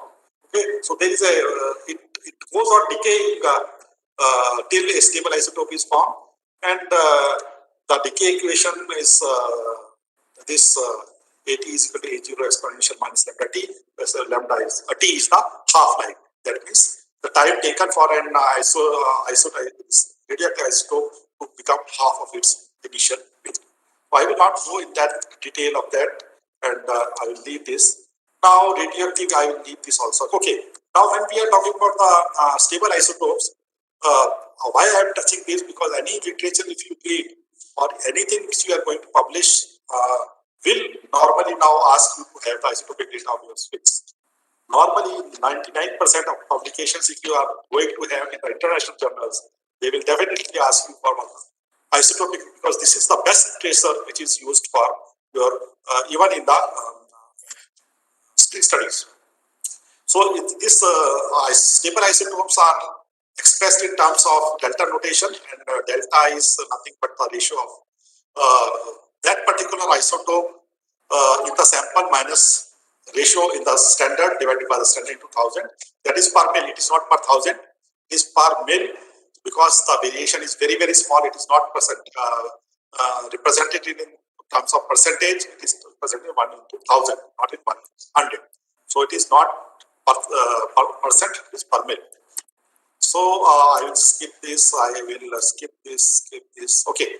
Now this is a very important relationship in this precipitation which takes place anywhere in the world. If you see that you plot it, the del O18 by del D, it falls on a straight line, and that straight line is known as the global meteoric water line. So any deviation from that global meteoric water line gives you the idea of any hydrological process which has taken place on that. So the equation is A into del O18 plus del T. This D, this is known as the D-axis, and for the northern hemisphere, the currently used equation is del D is equal to 8.17 del O18 plus 11.27 per mil, and for southern hemisphere, this D value changes to 22. So that is the difference. Then this actually, due to the microclimatic changes, there may be some variation. So we have developed an Indian meteorite water line, which is also, you can see, very close to the global meteorite water line. It's almost the same. So if any process takes place on this, any evaporation takes place, mixing takes place with that water, otherwise it is a conservative your tracer. So it is a conservative, naturally occurring tracers. So if any process is acting on that can be identified by shifting of that particular composition from this global meteorite water line. If there is other water is mixing, it will shift from this. If there is evaporation, anything is happening on that, it will be shifted from that. I will leave this. Okay. I told you that precipitation anywhere in the world will fall on this straight line, global meteorite water line. But at different places, the isotopic composition changes. So here it may be different, at Roorkee it may be different, in London it will be different, in your New York it will be different, but it will fall on that particular straight line. Okay. So the composition at a particular place depends on these 5 effects: latitude effect, altitude effect, continental effect, seasonal effect, and amount effect. I will be much more talking about the altitude effect, because we are talking about the recharge zones of springs. Because I don't want to teach you about the isotope hydrology as such. My only point is to tell you how we can use isotopes in your spring recharge zone identification. Okay. So altitude effect is when the this moisture mass moves along a slope. What will happen? It will hit there is orographic effect. You must have heard or read in the graduation. There is orographic effect. It will go on slightly rising, the cloud mass will rise. So as the cloud mass rises, what will happen? There is fallout. So heavier isotopes will fall first because they need more energy to remain in the atmosphere. So as the moisture moves along the slope, heavier will be reduced in the moisture. So the rainfall which takes as the base of the mountain will be different from as it is taking place on the top of the mountain. Okay, but the recharge will be on the somewhere on the top of the mountain. So now we can find out how much is the depletion rate of the isotopes along the slope. So for that, I will show you some. Yeah, here you can see. You can see here. This is an example of Andes. I will show you India's example also. So with altitude, this altitude increasing, heavier isotopes are decreasing. Now you have an equation. You can see this. You can see this graph. You see there is a line fit here, which shows that at how much elevation difference, how much is the depletion in your isotopic composition. So if you take the water of the spring will tell you from which height the water has come. So you know the location of spring, you know the isotopic composition, what should be there at the point of discharge of spring, and what is its actual composition, because that actual composition represents the average height of the recharge. So by knowing that, I'll skip this tritium and all this. This is for Ganga basin. I will not. Suppose this is for Ganga basin. Okay. This is the altitude at altitude of 1000 meter. The isotopic composition minus 6 point something. At 2000 it is around minus 8. At 3000 it is minus 14 or so. Okay. So that means there is a depletion. As the minus sign increases, that means the heavier molecules are becoming less and less in that particular water. Now you know the equation. We have fit a straight line in this. You know the equation. Now this is Now you know the precipitation at that particular point where the spring is appearing. This is the isotopic composition. Okay, and you know the isotopic composition of the spring water. So the difference of that will give you, if you put it that in your this altitude equation, you will find out how much distance or altitude is more from where the water is coming. You got my point or not? You got now? Because here if it's -6, here the rainfall is taking at -6 weighting composition, but my spring water is -8. And my altitude effect says 2 per mil per 100 meters. That means the water is coming from 100 meters higher than the present location of spring. So I know that my recharge zone is located at 100 meter above this. Now I will go 100 meter up and see which are the area where there are fractures or what is the soil type. So from where actually the water can enter into the system. So that is my actual recharge. Isotope gave you only the altitude of recharge, but that altitude you have to go and see other features. Only that is indicative that at this elevation the recharge is taking place. Now you have to see whether the water can enter into the ground at that level. For entering the water into the ground, what is required is either there should be fractures or the soil should be porous or something like that, or vegetation. So that area, if you are located now you can construct your structures there and store the runoff, surface runoff, which is going waste from there. You can stop it there, get it recharging. That will. So this is how you can use isotopes in. This is what is only shown at different locations. We found out the heights, and then this type of structures you can be constructed there, and you can just hold the water which is flowing downslope at that area where your recharge zones are located and allow the water to infiltrate. So this that's how you can use isotopes for your rejuvenation of springs. That's enough from my side today. And if you have any questions, I think I can answer. So it is very, very important. Basically, what is happening due to land use change, or even you can say climate change or whatsoever, or our developmental activities, we are ruining our recharge audience. The name of development, we are somehow destroying our recharge areas or something. So there is a immediate need to identify the recharge areas and to protect them. I was in Europe in 1992. They had the program of identification of recharge zones at that time. Now after 30 years, we are talking about them.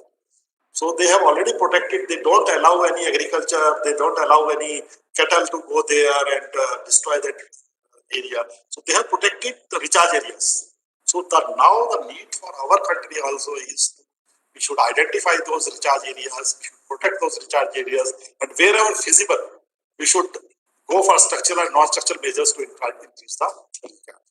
So that's what I wanted to convey. I don't know how much I could convey you.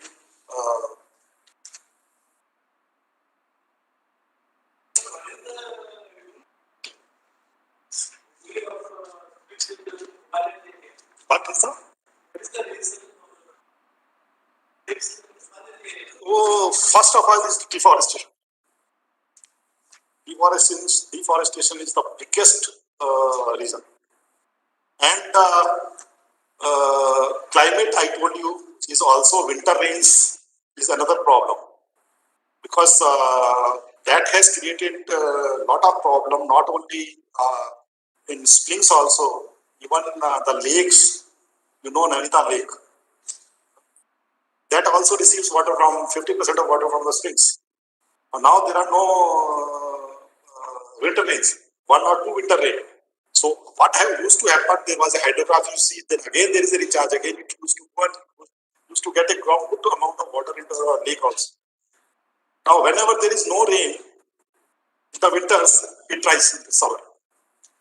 So, now, yeah, it is both ways. So now we have done some studies on that. We have given them the outline. If there are no rains, because cities supplied water from the lake only. If there are no rains, then how much water can you draw in the summers? Now, total management has changed. Earlier, they used to pump the water from the lake and supply it to the city. But now, winter rains are failing. If there is a fall in winter rains, then what should be the how much can be otherwise to dry?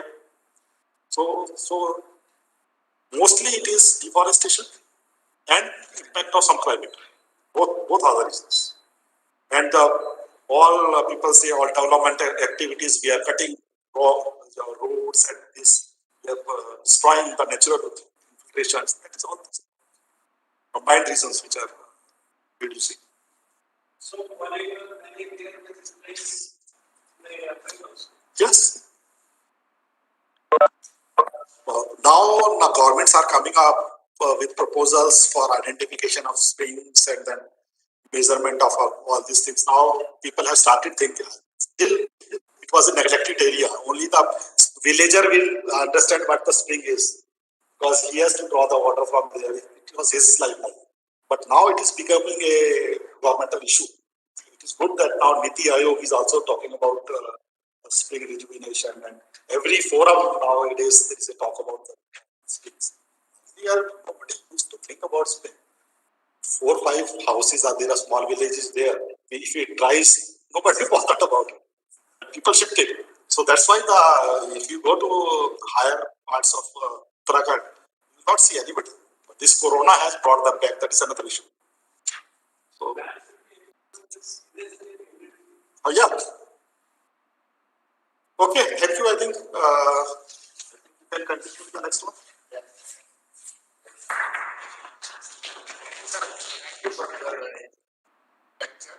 Thank you very much.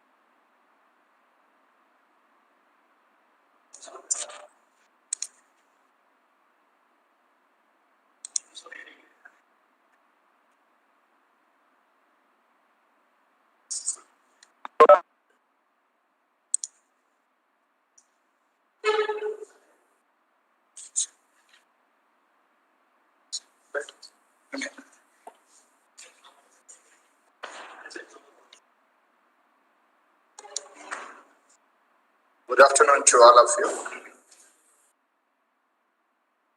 It's quite difficult to sit, I know that. When I started the lecture, increase the temperature also, I think people must be feeling a bit uncomfortable. So see, at the 16 they can sleep very nicely, but when you increase the temperature, it becomes very difficult.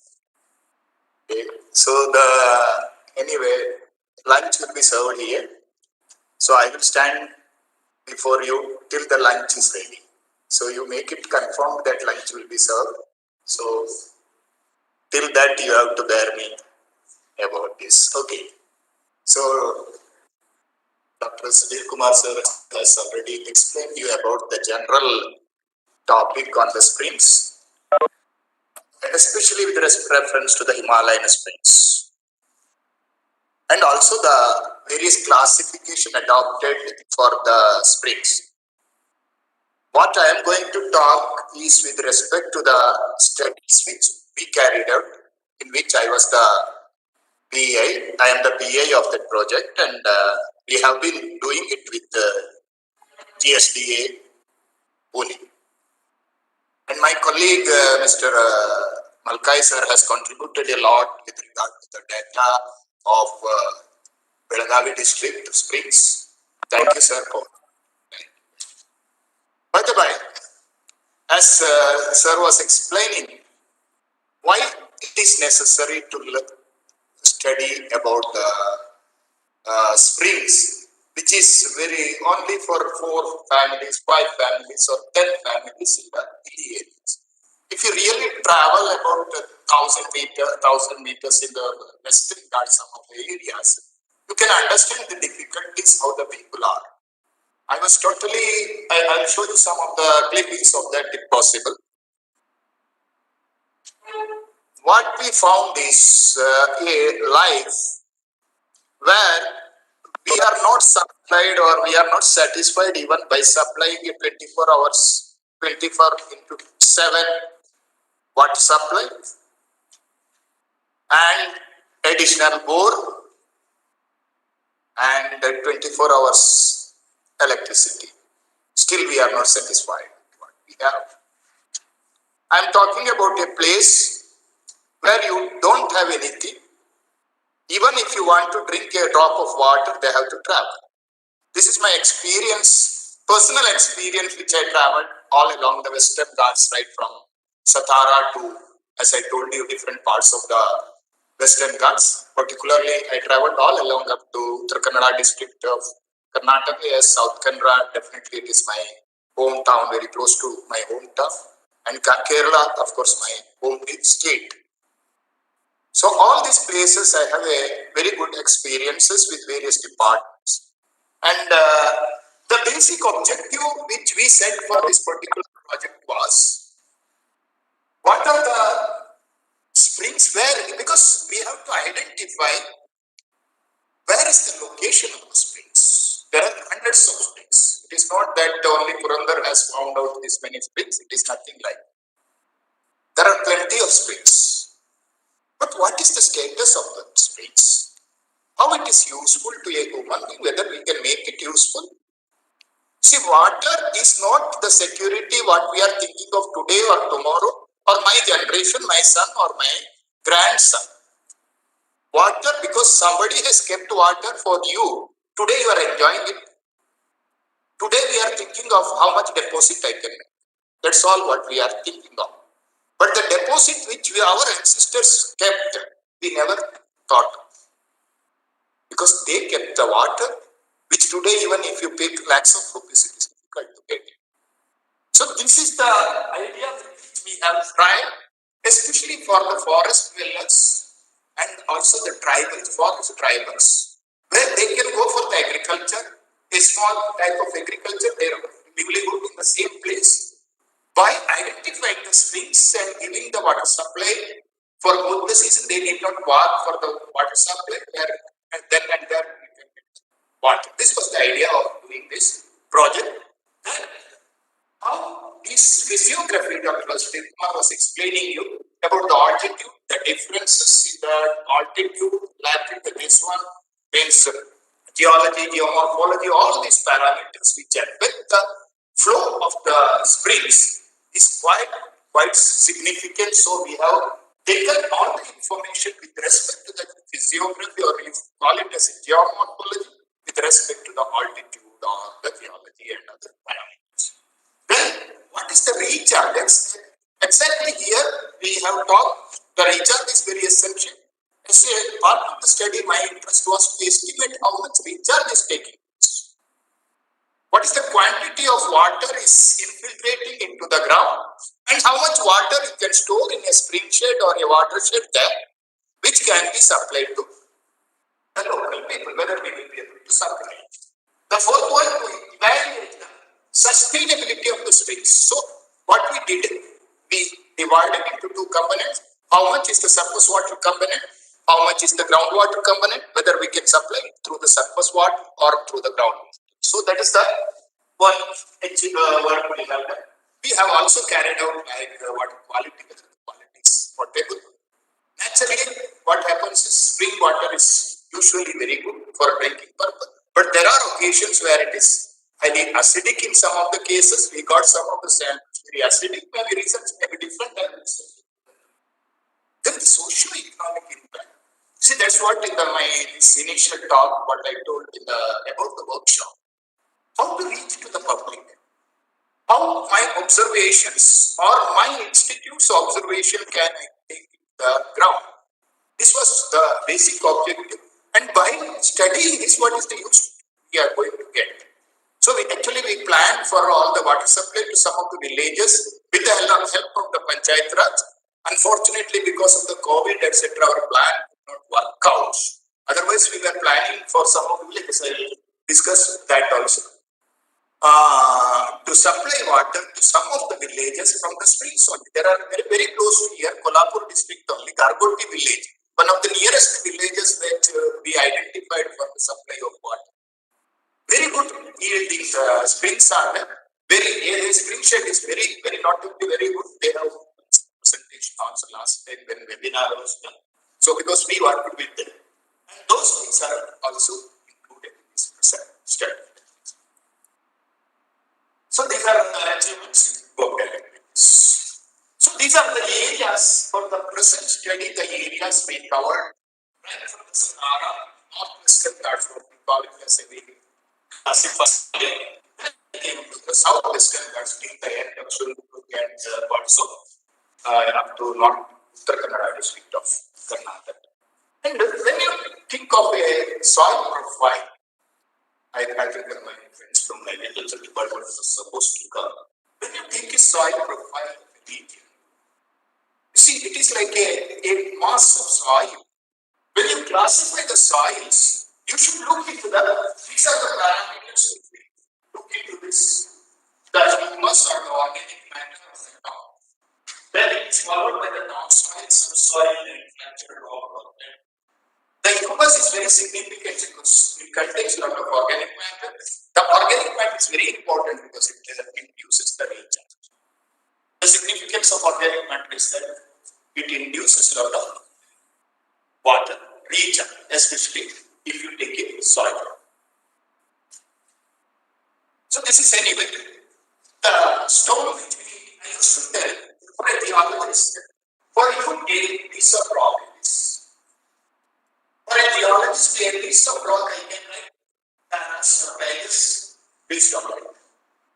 So you can see that we call it as a basalts. The basalts which have maximum porosity, which contain more water, and the recharge capacity of them. You may be knowing that the Deccan plants are called plants because it is not formed at a time.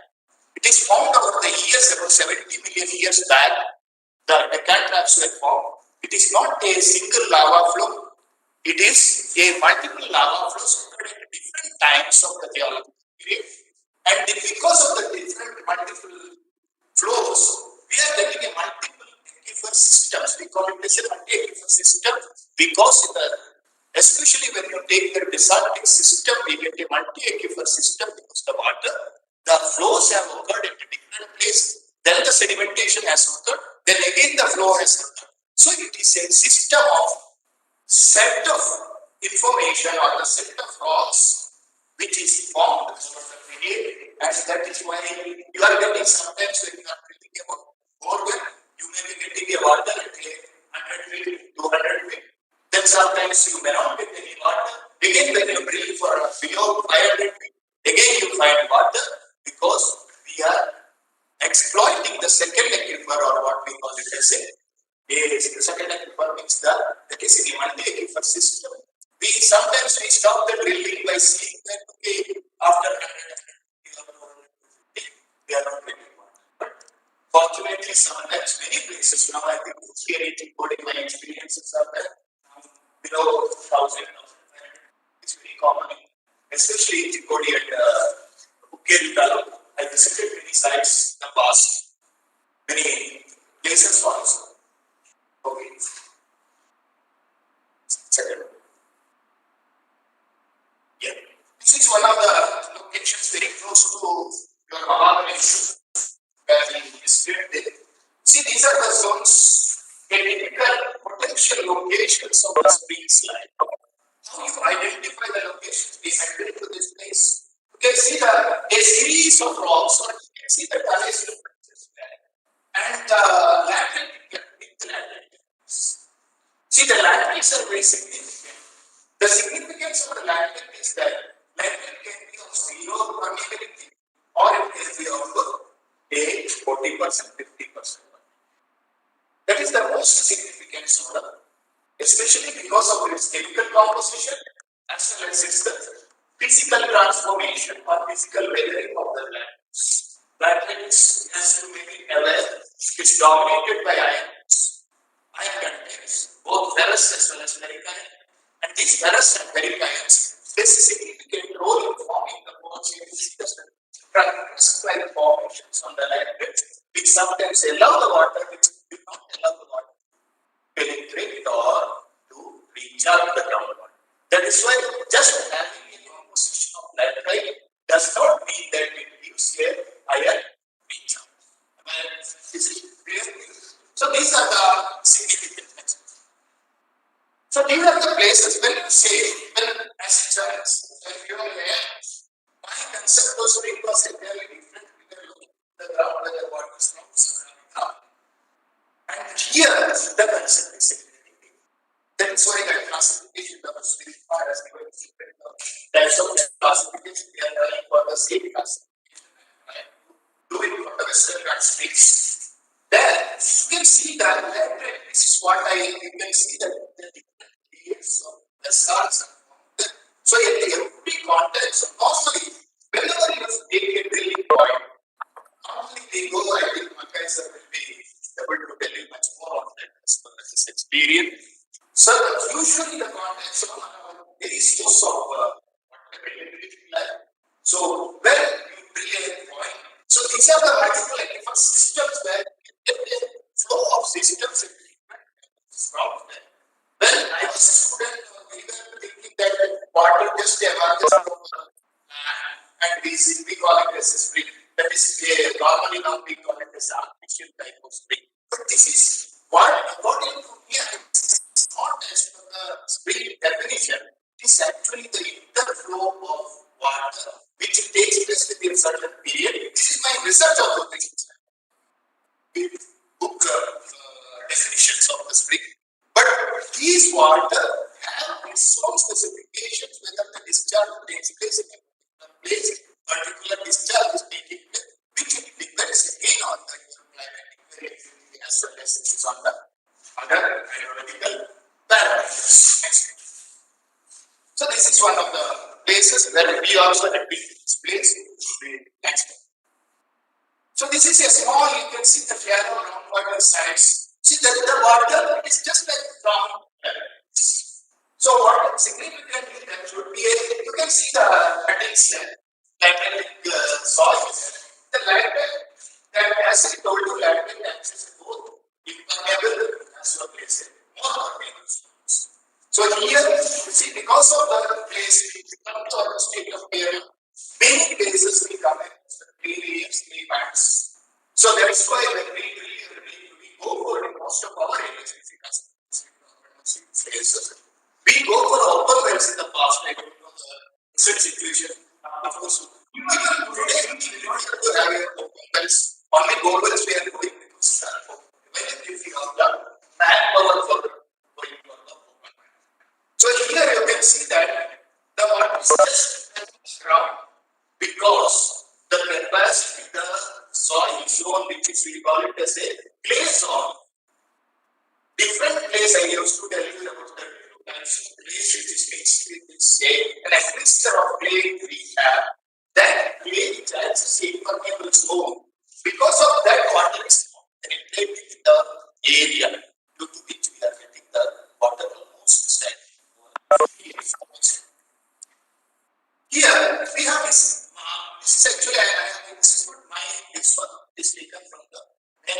Actually, here what they refer the area is same. When we are studying the same area, they have marked what is the recharge zone and the distance. These are very significant. Main time we spent on this project is to demarcate which is the recharge zone and which is the discharge zone, where the flow is, because that is why our observation is taken. In many times, what happens to demarcate the spring shed or the water discharge zone is very difficult. only through the observations, a continuous observation in a particular place lead to this kind of this particular part. So here you can see the discharges where it is taking place because it between the contact and the springs are formed, the quantity naturally we get because ESP has measured many of the springs, the Railroad Survey Department of Development of Station in Rajasthan, especially in Sahara and I think Sahara is coming in the Sahara district. Pune district also, even Nagpur district, there are plenty of springs. All those areas, it has such a discharge measurements were being for the hydrographs. I have collected many of the data from them. Some of them will be able to show you. So when you feel hungry very much, you can tell me. Next. These are the some of the measured data. This is up to these are the zones where we have the discharge measurements up to this. You can see that it has over the years it has done. Now we are talking about the climate changes. When you take an isolated area rather than where the discharges have come down, once upon a time you can just imagine this was 1 lakh liters per day. So you even today, if you go, this is not my feelings. We have percent observation. So it is over the years. The entire discharge efficiency in 1 lakh liters, and it is a gravity flow situation. You can supply to many of the villages in the towns, farmers. So, but unfortunately, we could not use it. You think of a river plantation, think of your agriculture, and our work. Use this water at least for a season, at least up to January, February, absolutely no problem. I experience which were, but unfortunately it was not. So this is the situation. But now, because most of the deforestation is very acute, and because of that, the flow is getting reduced. The deforestation stays. Even the plantation type of plantation, even the local habitation things also next. So here you can see the where you can see the people, many of the people are using some of this no pumping cost. Here you see this location, you can supply because there are about 20 houses. Each area we have. That is why this situation is arising there. But then to reach that place, they have to suffer a lot. So water supply now is a big tank is that we show you. So this is a campus cultural temple. That's what we thought we are going to visit. Such a found it is. This is the pyramid structure. There are you might have seen the Konkan railways area. But these are also available in the Western part of India. I think the guys can throw some light on these in Belgaum. We have any locations. Yes, extensively worked in Belgaum district. So it is a very, very interesting. There are many caves like this. Just like the Helena, Ellora, many of the areas you find across this kind of. Both these are very, very, very common in the Arctic terrains and also in Atlantic. It's very, very, very structured phenomena you can see. So this is the way of you see that water is now diverted from this tank, and now from here this you see for that. Just imagine the right from the morning to evening. One or two people are doing the same work because of the water. You see, the water is available, but there are the point. That's why the recent program is house to house. Mainly, they are trying to delete that. Next. Then, when you talk about water, whether it's water is not required for the rivers. It is not the we forget about the plants. We forget about the ecological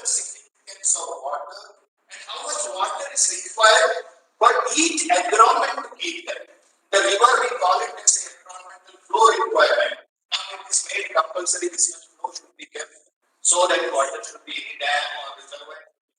Operate, we should keep certain quantity of water to the flow there so that it can meet the requirement of the organisms like fishes as well as the plant.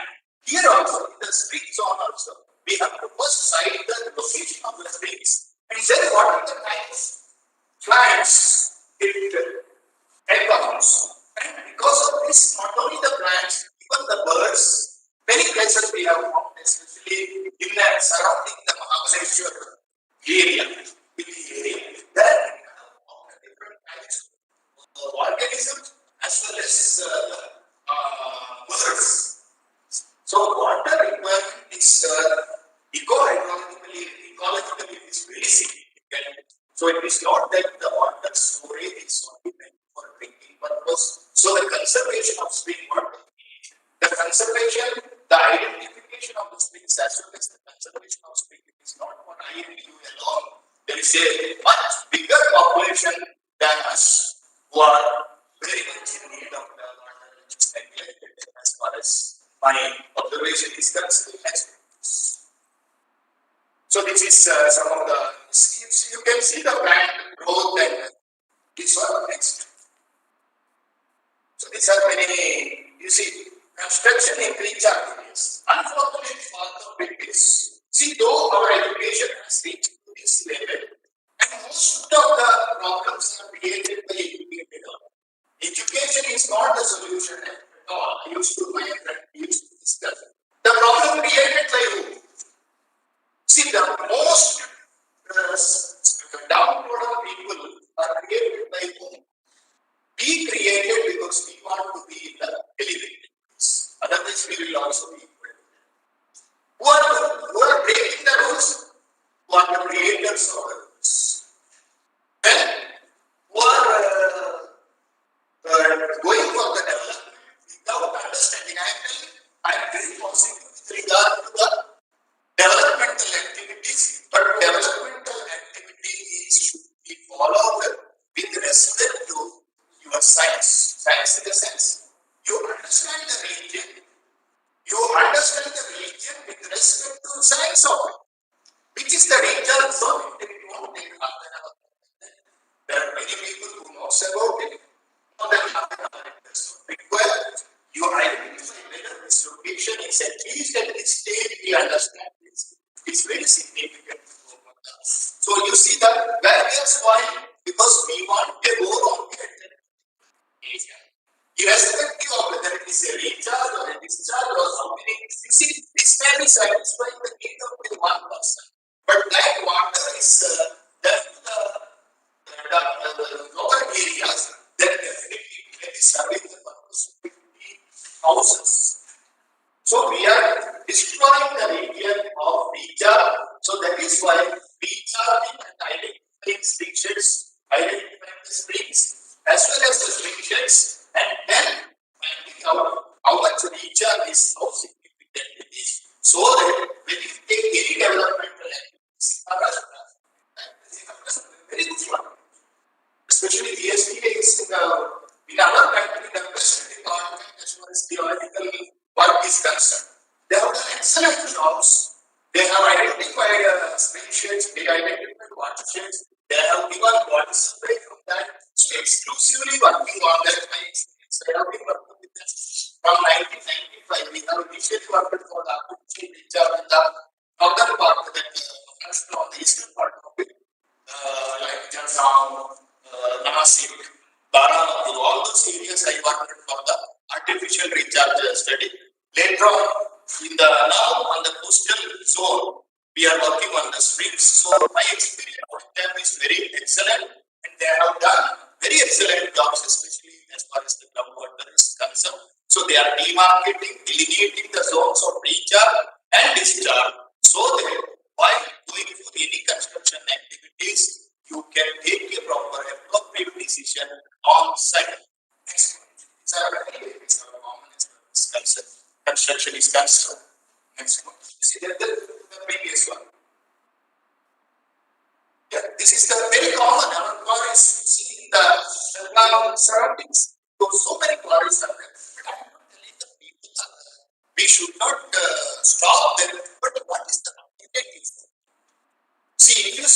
both the things, whether it is essential and what cost. Development should be thought. That is why socio-economic is very important.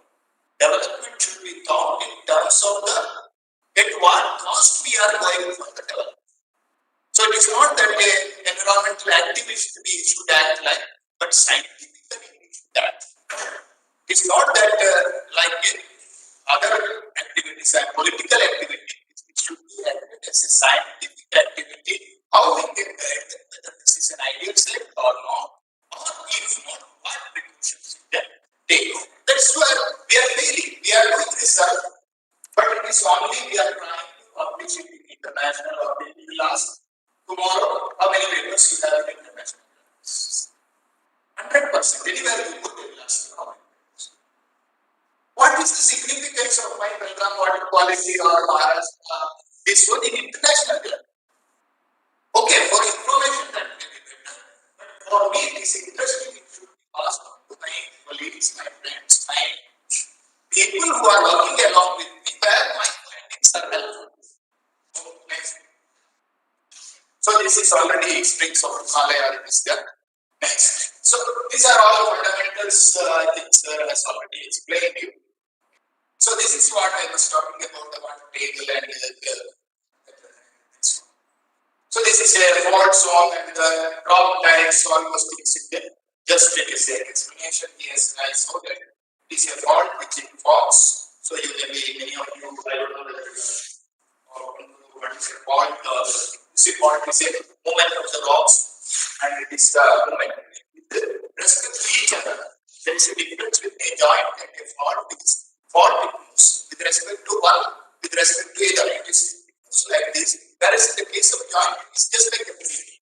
So as a geologist, it is very significant when you talk about the past situations or how the rocks behave, what type of rocks behave, whether it will form a joint. Okay. Fracture, again, when you classify, we have a difference in the fracture as well as in the joints. So what type of joint it is and what type of fracture it is. Then we have the faults. So what is the nature of the fault and how it is formed, at what time it is formed. These are very important to classify or assess the availability of water. Next. So this is again you can see how the fractures and probable nature once it is taken. It's not mine, it is information. So once there is a problem, so these are the two different villages where revisiting sources. So these are actually these simple things as an engineer or as a geologist. If you can give information to the public, 100% it is possible to improve that. I was talking to my geologist in the water department, so that's all.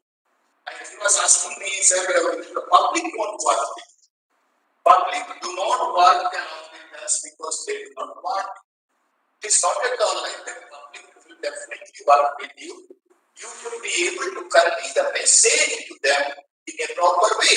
I was telling you, my colleagues, I told you, these things, you see, they told I put, when you measure a water level, you say water level means I will develop the hydrogram. He does not know what is a hydrogram.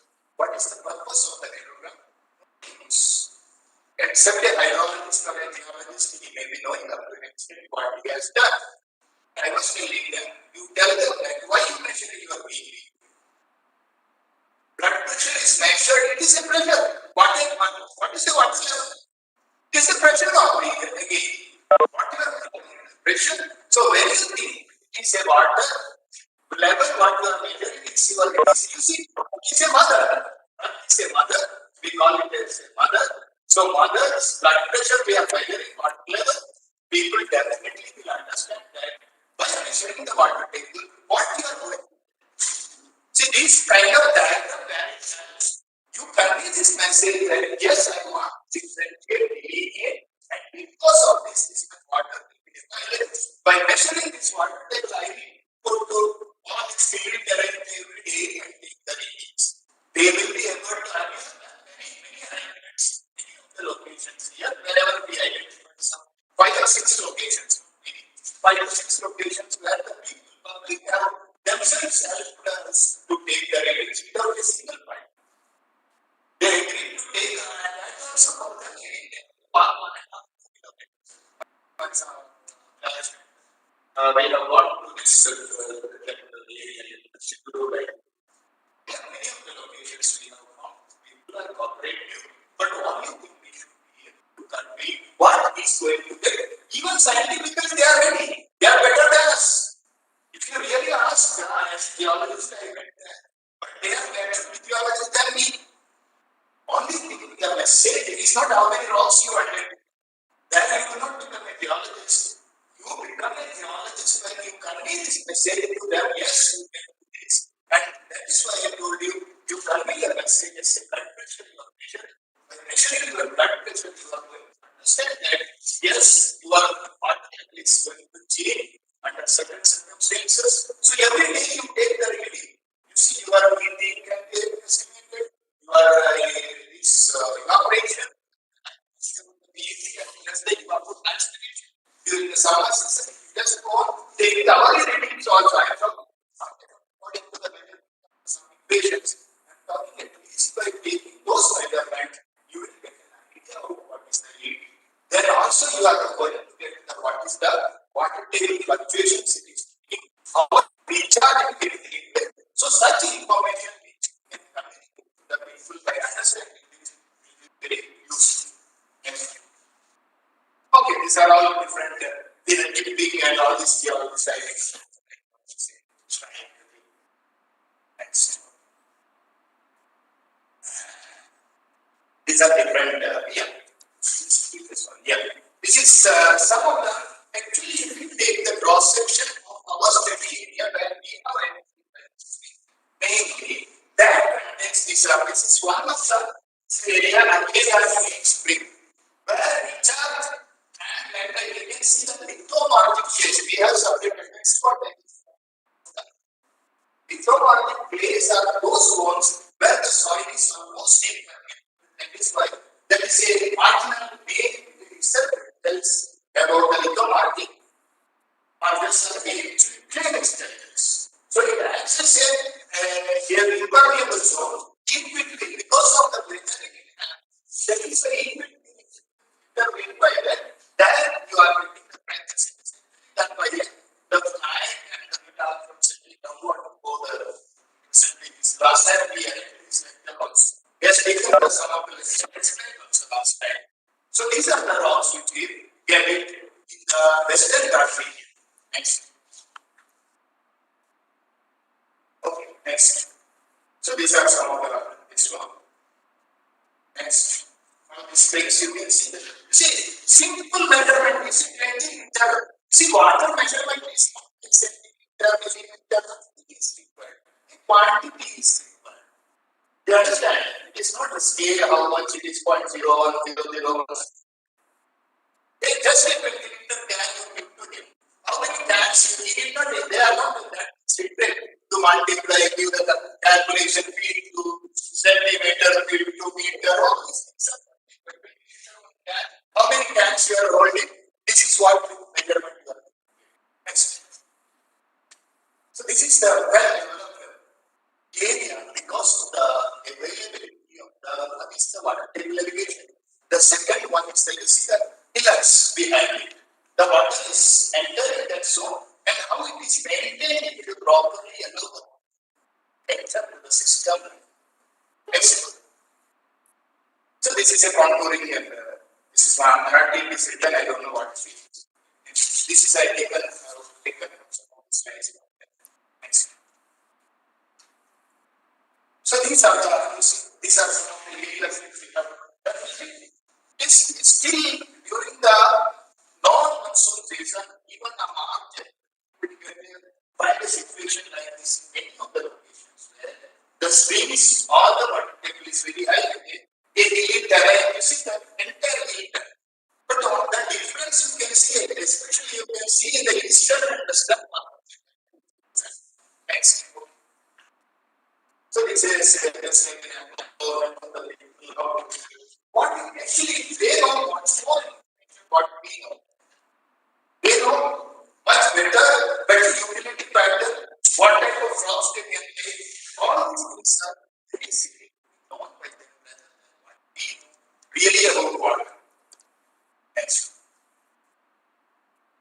these are some of their findings. So this is the development plan what we have always had how the spring rejuvenation or spring development should contain. What should be the structure they should follow? These are some of them are the literature, some of them are taken from them. It is not from us, rather than that is why they are much better than what we know. So how the system can ensure and allow the work. And then because much of the spring water is lost direction. If you take at least 20 to 30% of water is lost, then and then, because they do not have the facility to carry that water or hold the water. So we are losing every person if he comes 1 bucket water if he is taking at least 25 to 30% of water is lost every day. So that is why we are planning for the water can be conserved in the station and then allow the water to enter into the system. Next. So many such situations are given. Next. These are all different structures, different places they are lying.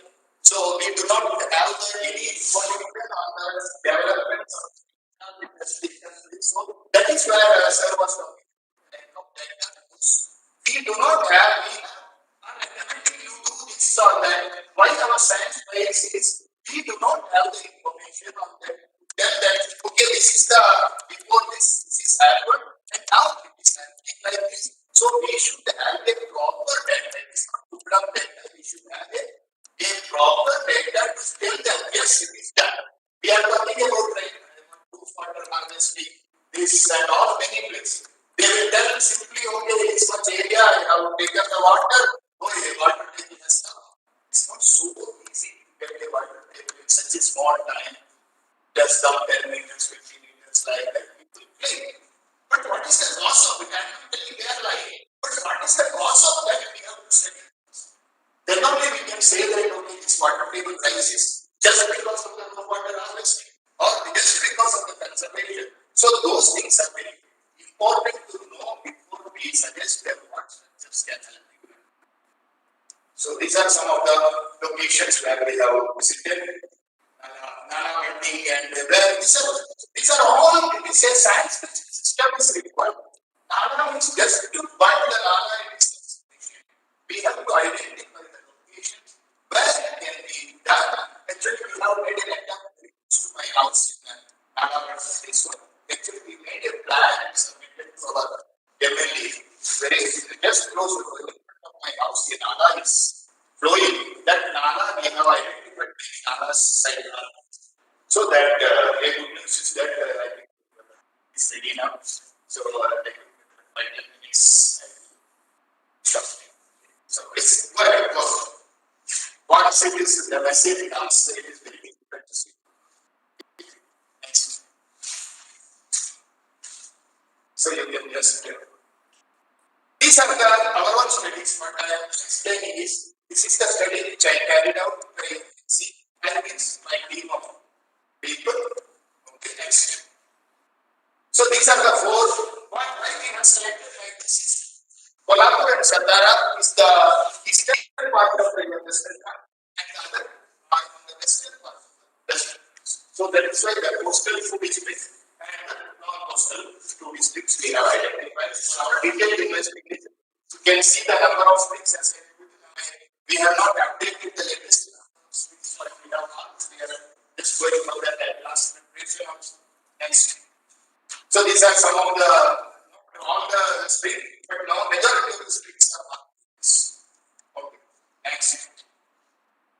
This is with respect to the slope. So we classified according to the geography. All slope, these are all based on the observation. Nothing my research, rather than it is research, it is just our observation. We have placed the springs wherever we got the information, wherever we visited, as per the nearest we have placed it, then we have classified according to the elevation, according to the slope, how much to say DM is prepared, we have classified what is the slope line. Then according to the slope, what is the number of So you can see the 0 to 5, 0 to 1.3, and then we classify the springs. So it's very simple. It's nothing very scientist job. It can be you can call me as a labor type of thing where you can just read what we did is our observation. We brought it. That's all what we did. So you can get the observations as you can see that. You see that according to the slope, 10 to 15%, and the elevation. You can see the elevation on different. Same next. This is the elevation right now. Currents of springs with reference to the elevation. You can see that different elevations. Why is that? We are just about what is going on. Whether only the elevation matters or whether there is a geological importance, hydrological importance, the recharge and discharge characteristics, whether there is a different, those things we are working out. That some of the things we have already reached. So these are the different methods we use as well and all those things. So again, we divided into whether how much is small. Because our concept is there not fixed or water. And here also you can see that all this is the number of springs. 106.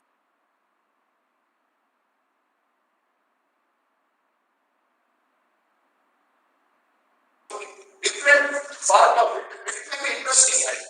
Doing studies just like the data line. So you can see how the ancestral concept of water availability in the east or northeast, those concepts significance in this next. So this is based on the geological lineament because most of the time we expect the occurrence of springs in the lineament. So this is with respect to the lineament we have marked that. This is with respect to geomorphology. All this classification very significant because this information, this is what is after we have developed three information. All this information we have put. Now, if you tell them after we will show you there itself. When you put the data into that will come to our mobile. So mobile applications are benefits. So he will be demonstrating it in the afternoon. So anywhere, if you go anywhere in this, and those things if you mark it, this one so that it will come back. So we will get an information that okay, here there is a number and spring in and around. So that next. So this is the interflows what I told you. Most of the time I was talking about the interflows only, not the springs as a regular sense. If you measure that, then this is all using a SWAT model and all those things were calculated. All these are all field works we carried out in the area. So you can see the different sections of the area. Many places we have visited. Yes, well.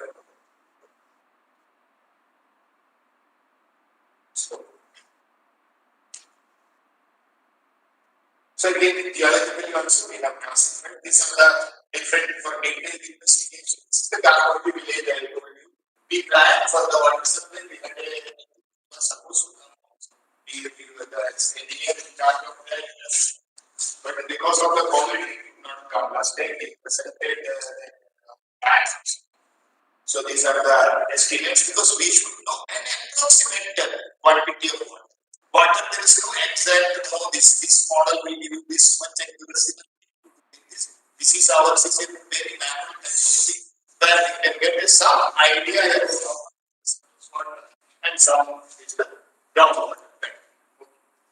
Next, all this calculation for everything, and in the afternoon, the place you can show. These are the Belgavi district also. Next. So, this is the mercy of Malkaiser. This is about the Belgavi observation, the springs in Belgavi discharge measurements. So, you see, we have a lot of information which has to be translated in those places. Some of them being visited already, some are going to. So, the Belgavi, all this, any of you, let's say, irrigation engineer or any irrigation engineer, may not be direct, but I think there is a minor irrigation and important for them to know all these things. Some of the things are next. This is the place where we are going to. Can you recognize which is the area it is?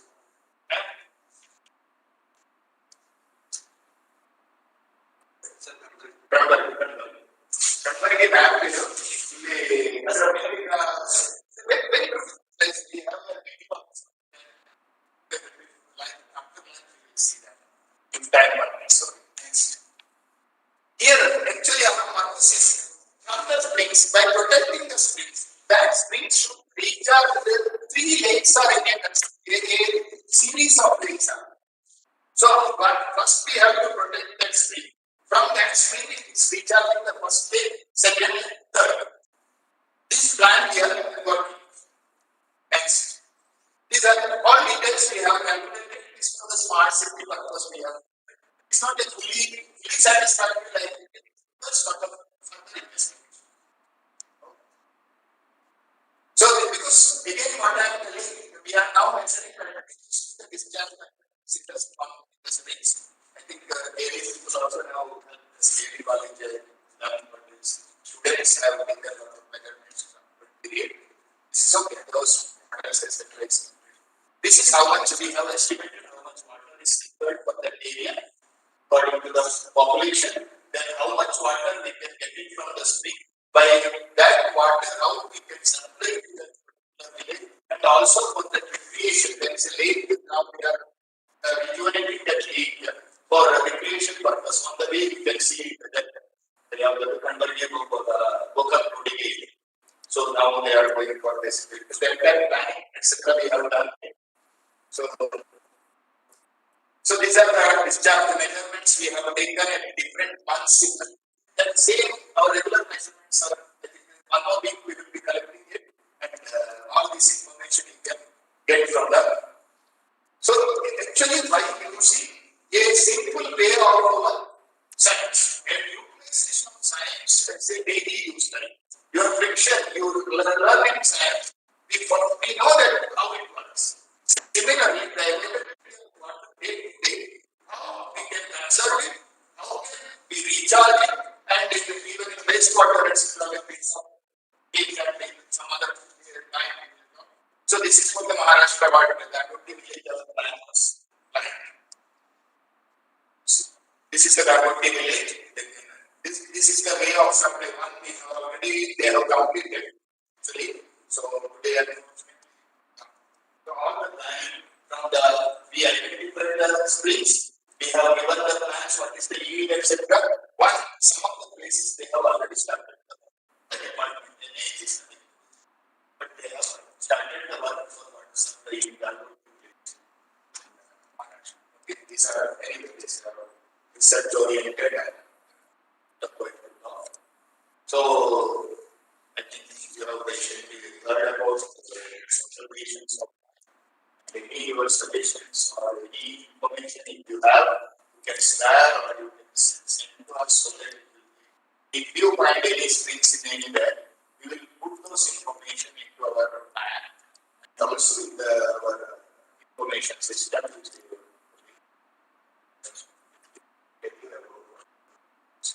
Definitely we will look into the springs. Very beautiful spot. If you have not visited with your family, visit them. So when they will come to you, when you get to say springs. Thank you. Thank you.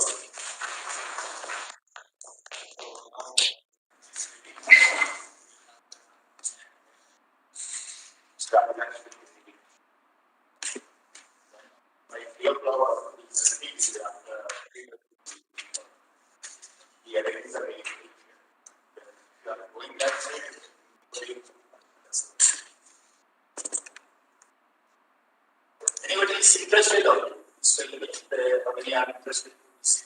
They only yes. Okay, we will take it. Very please take it. And then anyway, but in Chelsea, here near you are staying there also is staying with me or staying close. Thank you, sir. So what is it? Implementation, because we are researchers. See, here all engineers they want. Because now with the election, they will tell.